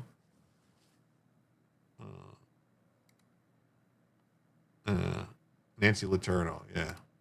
Oregon teacher. So here we're going to play the video. This is just a screenshot of the video. So President Trump dropped massive truth bomb aboard Air Force One. I've seen the aliens, very disappointing. Yeah, I find it in a lot of schools because that's where the kids are. Predators go where the kids are. Matter of fact, in chat rooms and dark web, they compare notes. Yes. Mary Kay Letourneau, that's her name. Mary Kay Letourneau, not Nancy. Mary Kay Letourneau. The Firestorm appeared when Obama appeared on the No Lie podcast with the far left activist Brian Tyler Cohen. Enough to drive a man to drink. Yeah. During a speed round of questions, Cohen asked the 44th president point blank, "Are aliens real?" He responded without hesitation, "They're real." Obama quickly followed up, "But I haven't seen them. They're not being kept in Area 51. There's no underground facility unless there's an enormous conspiracy that they hid from the president of the United States." Yeah, to drink hemlock, definitely. I don't think I can play this because I'll get struck by that podcast. They suck. Realizing he may have said too much, Obama scrambled to Instagram 48 hours later, claiming the answer was just about cosmic math and statistical odds. I was trying to stick with the spirit of the speed round, but since it's gotten attention, let me clarify. Statistically, the universe is so vast, the odds are good that there's life out there, but the distances between solar systems are so great, and the chances we've been visited by aliens is low, and I saw no evidence during my presidency that extraterrestrials have made contact with us. Really? Oh, what about them? What are them orbs? The orbs. The orbs. Speaking to reporters on Air Force One, Trump was asked by Fox News' Peter Doocy, about Obama's claims. Obama said aliens are real. Have you seen any evidence? And Trump said, well, he gave classified information. He's not supposed to be doing that. So aliens are real. Well, I don't know if they're real or not. I can tell you he gave classified information. He's not supposed to be doing that. He made a big mistake. He took it out of classified information. Trump declined to confirm whether extraterrestrial contact has occurred, made clear his concern centered on Obama's alleged disclosure. I don't have an opinion on it. I never talk about it. When pressed on presidential declassification powers, Trump added, "I may get out of trouble by declassifying." He later quipped, "We know illegal aliens only. We know illegal aliens only illegals." So let's watch this. We are going from smut to crazy. That's the news, Pat. I can't make the news. Aliens gave Obama his birth certificate. Yes. I would love to have China and Russia. They've been invited. Yeah. Something that got a lot You of need both. You need all persuasions. No discrimination. something that got a lot of attention this week. Barack Obama said that aliens are real. Have you seen any evidence of non-human visitors to Earth? Well, he gave classified information. He's not supposed to be doing that. You know? So aliens are real. Well, I don't know if they're real or not. I can tell you he gave classified information. He's not supposed to be doing that. He made a big mistake. He took it out of classified information. No, I don't have an opinion on it. I never talk about it. A lot of people do. A lot of people believe it. Do you believe it, Peter? Well, the president can declassify anything that he wants to. Well, So if maybe you I'll want get to him make out an of trouble. announcement, I may get him out of trouble by declassifying. we know illegal aliens are real. Yeah, illegal. Only illegals. What else?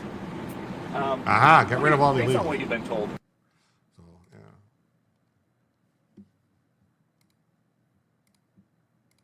So Trump to release government UFO and extraterrestrial life files, extremely interesting and important. If there are aliens, it's possible they could have learned to travel extremely fast. The aliens are not in Area 51. They're in Area 52, right next door. Man, we overclassify way too much. Yeah, we do. Trump chastises Obama for spilling info on aliens.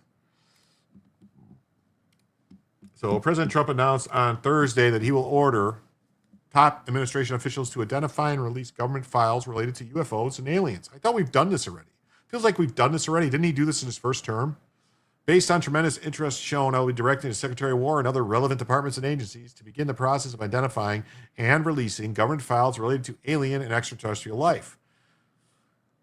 UFOs, UAPs, and unidentified flying objects, and any other information connected with these highly complex but extremely interesting and important matters, Trump wrote in a Truth Social post. Mama Pillow says, I live very close to an Air Force base, and I see a lot of cool stuff in the sky. I'm pretty sure they're ours, though. Yeah. Doc says, you have no idea about the... Doc, you have no idea about what we overclassify. And 53 is next door. Area 51 would be across the street. Oh, you're right. I'm sorry. Pam already has them on her desk. Yes, they're right next to the Epstein list. Representative Anna Paulina Luna. Well, I can't get a take. I'm going to have to ask Joe's opinion on Anna Paulina Luna. Like, something about her. I don't know. Like, I think she's crazy. Maybe she's the next Marjorie Trader Green. I don't know, but there's something about her that just rubs me the wrong way. And she's got a look about her that I'd like her to rub me the right way. The chairwoman of the House Oversight Committee's task force on declassification of federal secrets celebrated Trump's announcement. Looks like we're about to have a ton of hearings on this. Thanks, POTUS. I like how Luna votes. Oh, yes, I do. I was on a civilian side. It's dumb what gets classified. Judicial Watch is doing the people's work. I had to classify a document of a map that was available on Google. Yeah. What's it say? American Idol contestant charged with murdering his wife after claiming it was a home invasion. Wow, second suspect in a Nancy Guthrie case. Wow. Tim Burchett, who's also a member of the declassification task force, says it's time. Thank you, Donald Trump. Early Thursday, Trump chastised former President Barack Obama for saying aliens are real in a recent interview. He gave classified information. He's not supposed to be doing that. I don't know if they're real or not, but I can tell you he gave classified information. Yes. Yep, that's the government for you. Yes, it is. What was the location? Asking for a friend. She's not my thing, Jim, but yeah, she's a bit cray-cray. That's what I thought. Isn't she Cuban? Isn't Paulina Luna Cuban, or is she Puerto Rican?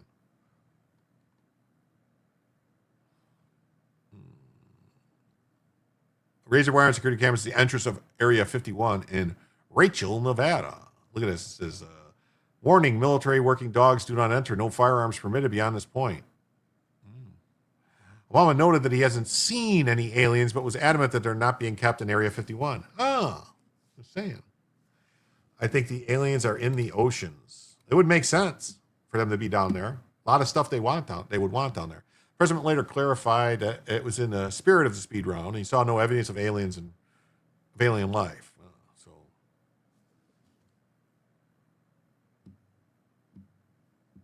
It says Hochul will raise New York taxes after the election, just like something. My phone died on the way home from the VFW, not me. Now it's time to really punish my liver. Oh, well, okay.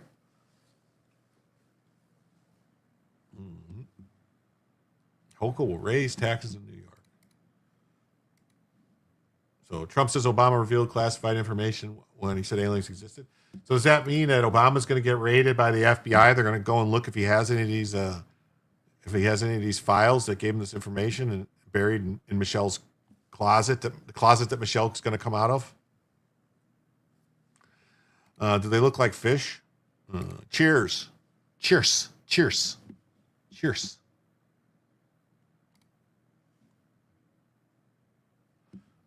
So Daily Signal has it that tremendous interest, Trump to order administration release alien files. Doc says, I didn't know you were on the civil side. I'm on that side now. So that's interesting. There are more than one type of alien craft: cigar, triangle, orb.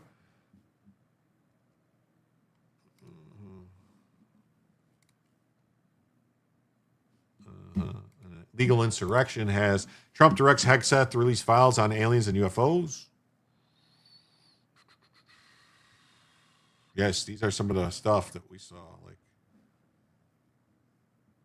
I feel sorry for the FBI agent that has to inventory Big Mike's underwear drawer. People are going to be disappointed with the files. Oh, I'm sure. Woohoo! Want the Pentagon to release all files related to extraterrestrials. Now, I wonder, are they going to release the files concerning Operation Bluebeam? Does anyone know what Operation Bluebeam is? There are UFOs shaped like Johnson. What's up, 300-yard wink? Great to see you. So they did that. And then Breitbart just says, Trump pledges to release alien files. Extremely interesting. Yes, extremely interesting. That's what they say. Extremely interesting. Extremely interesting. That's what they say.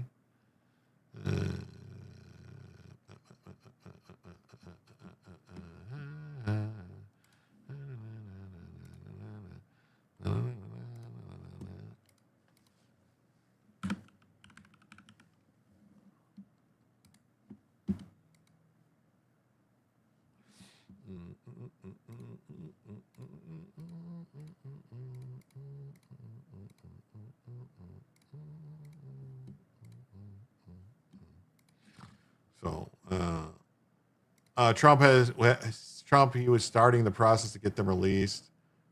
Jeff Bezos' rocket ship, aka the Johnson.